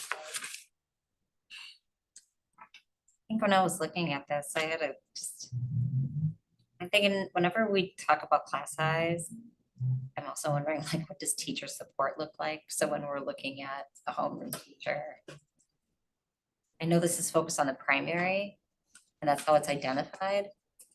I'm also wondering which ones are CC teachers that might have a little bit more education built into their range of I think that adds a lot to a teacher's capacity sometimes, just in connecting with wide range of students. I think their ability to adapt content might be a little just, I don't know, in my experience, that's kind of a little bit easier to do. But that's also saying that there's a lot of experts out there that have a wide range of abilities that haven't gone down there and that just have a lot of experience underneath their belts. I'm just kind of struggling with this one because I wish I knew like what was the support in the classroom and like what tips the scale and like what adds another. I know there's a lot more teacher support out there than we've had before, which is great. Because I think we've needed that for a long time. I'm also wondering like if a classroom grows in size, what adds to that teacher's support structure if that class size is supposed to be at a certain point. Like I know we have like the 15, you know, it's like what that's like as a base, and we should shoot for having a smaller class size, but it's also dependent on the building and what the building looks like. So I'm wondering if we're gonna just owning that. Notice that we can't make another classroom appear, and that would be a really strange thing to do in the middle of the school year anyways. But what if people move around and that class size gets quite large by the end of the year? Is that something that the teacher has to ask for, or do they have an expectation that once a certain amount of students is added to their roster, do they have is there something that says you will have another support person in your room, or? So just a reminder for the board around the process that we have in place that really is year round. We monitor class size on a weekly basis. We have reports that generate that. In addition to that, through Dr. Stanford, through the Schools and Learning Office, she has a process where principals also flag in the event that we don't know about their class size yet or complexities in classes, and that's what we use to make decisions about the unallocated pool and or before third Friday hits, making adjustments as enrollment comes in. Sometimes we have provided an EA into a classroom instead of making two sections for a variety of reasons. It could be that it's a small school and they only have one section per grade level, and so making two sections doesn't make sense. Or it could be that just what they need is push in during literacy time, and so having an EA for that or another staff person. So we really do take each situation individually in each school based on their needs and their local context into consideration when making those decisions about changes. It doesn't automatically mean that if you go one or two over the class size max that you're automatically triggering a added section, right? That's just not the way it works. It really is based on the school, the needs, space comes into consideration as well, time of year comes into consideration. So just a variety of factors in addition to kind of the overall process we have in place. I think I was like that when I'm thinking about it, but like not reaching the max, but like if like a certain percentage, they go above like a certain percent that gets added to their room. Does that trigger something that says, okay, you are one person and you are expected to have this as an appropriate class size, or? So we use the class size policy as Yeah. our first gauge, Mhm. and then the input from the principal and usually the associate of that school, and then the team. But the class size policy is one of the criteria. So on the second, on the side where it talks about middle high school classes and whatnot, and you're differentiating all the classes, the rooms that happen in those, there is some room exchange that starts to happen in middle school. Mhm. Because that changes and your idea of what a homeroom looks like changes significantly in middle school. Do we see that reflected at some point in time? The homeroom is not reflected in the middle school and high school chart. The homeroom is only reflected in elementary and middle school and high school. It goes to the content area. So, students take English, math, science, they might take a music at middle school. So it goes based on each section and each course. not necessarily home.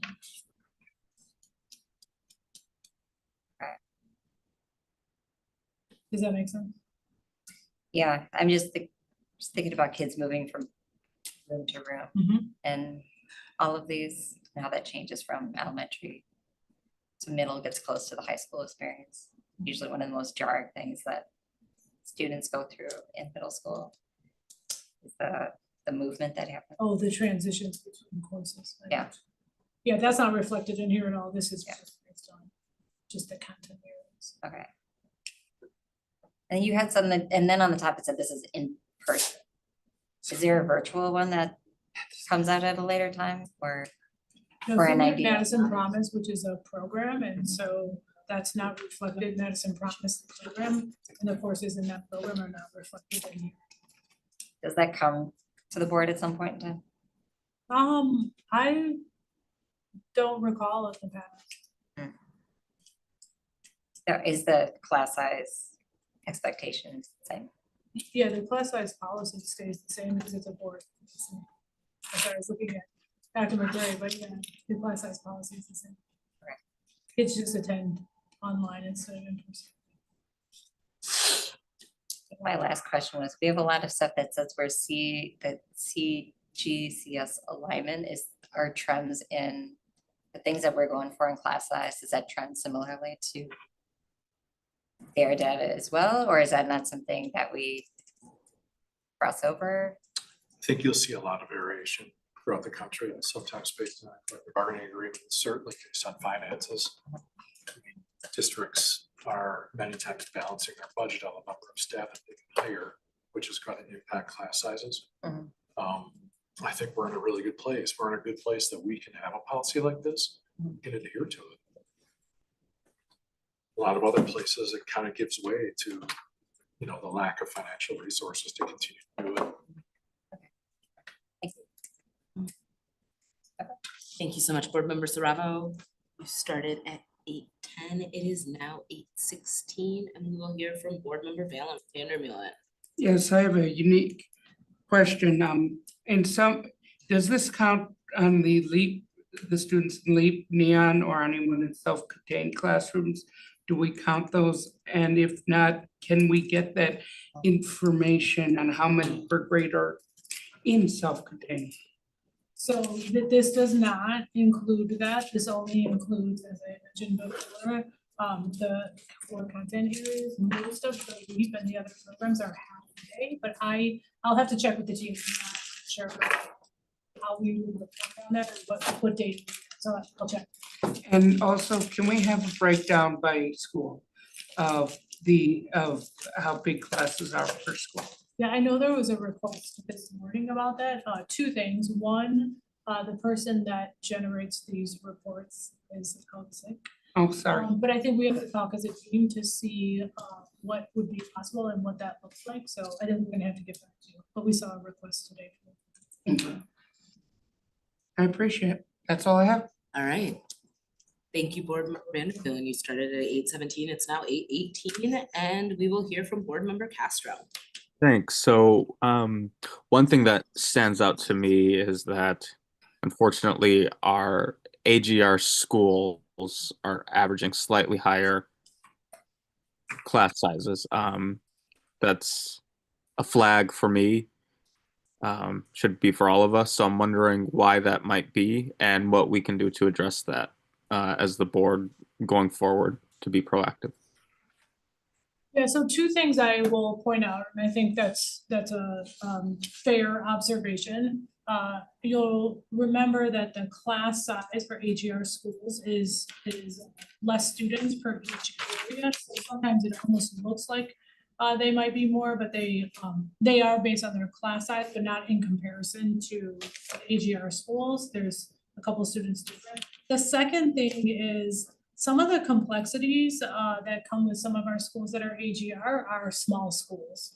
And so when you have small schools and you might only have 1 or 2 sections per grade level, it doesn't always lend itself easily to add another section, or then you have the opposite effect where you're below minimum, where you have 10, 11 kids per section. And similarly, a lot of our schools identified as AGR also have either dual language immersion programming or a Hmong bilingual program. And that same thing where there might only be a section, you can't always just automatically have it trigger to add 2 sections, or then you're going. So those are just a few of the things that we know when we dig into the data that we indicate. I think the second thing is just being more intentional about where we're targeting our resources versus kind of more universally, and needing to think about that going forward in terms of there's only so much of our unallocated pool, and instead of maybe just focus on all of our schools, maybe thinking about the targeted resources towards AGR also based on what you just. So, thank you for that. Thank you. Thank you very much, Board Member Castro. Any further questions or discussion from board members? Lily, would you like to add to the conversation about class size? I think I do have one thing. This might have been addressed, so I apologize if it's redundant, but how are class capacities like determined by subject? Exactly. Yeah, it's all based on our overall class size policy, 35-40, I think it is. Don't quote me on that number. 3450. 3450, I flipped my numbers. 3450. So this doesn't vary between like different subjects. So like, okay. With the exception of what is identified as specials or courses such as music, art, and Phi-Ed. Those you're allowed to go larger, and I think it's up to 40 if I recall. So there are certain content areas at the secondary level that do allow you to go higher. Okay. People combine 2 classes at the same time in physical education and stuff like that. So yeah, great question. Thank you. I have no questions specific to class size this evening. Board Member Saravo, do you have additional questions? I just have one on E. On the second page, it talks about what is referencing to 135 students, saying that a teacher's class responsibility. What is? You're talking about the class size policy? I'm talking about specifically number E. What is exactly, is that what I'm talking about? Can you just, are you on the class size policy? Is that the document you're referring to? Yes. Okay, yeah, so that is at the secondary level for teachers, and mostly applies at high school, that across your number of sections, not only is it about class size, but it's the number of students total that you have in your portfolio. So if I'm an English teacher at Memorial High School and I teach 5 sections of English, not just the 5 sections makes me full-time, but having up to 135 students across my 5 sections is part of what's my required load, and not to go over, if at all possible, 135. Does that make sense? Yes. What happens if you go over? I don't know. Yeah, I mean, I don't think any principal tries to ever go over. I just want to stay with 135 students. So we just, like, we don't know if there's. I mean, I don't know offhand. I don't believe so in terms of that. I wanted to understand it, and so I'm just trying to see Yeah. like how we. Means the No. number of students for your total. Okay. Course. Thank you. I do want to say, I think if that was a common reality, our workforce is particularly vocal and might let us know. Now, maybe not, but I think it's definitely common. it is Yes. Yes, yes, definitely. to go over 135. Yeah. I don't know. I'm a core teacher, but like nothing, I think how it goes is, oh, you're looking at the master schedule and I've got like 3 really big 9th grades. And so then they're gonna give me like 2 smaller 10th grades so that it's a little more manageable, or something like that. But I don't know. I would be shocked if it wasn't common, to be totally honest. But I guess we could look. There's a report in the campus. Please. I'm gonna take Blair's motion to adjourn. Can I get a second? Second, do it. All those in favor? Aye. Aye. Thanks so much, y'all. Thank you. Sorry, Lily. Advisory vote. No. Bye. I've Thank already you. said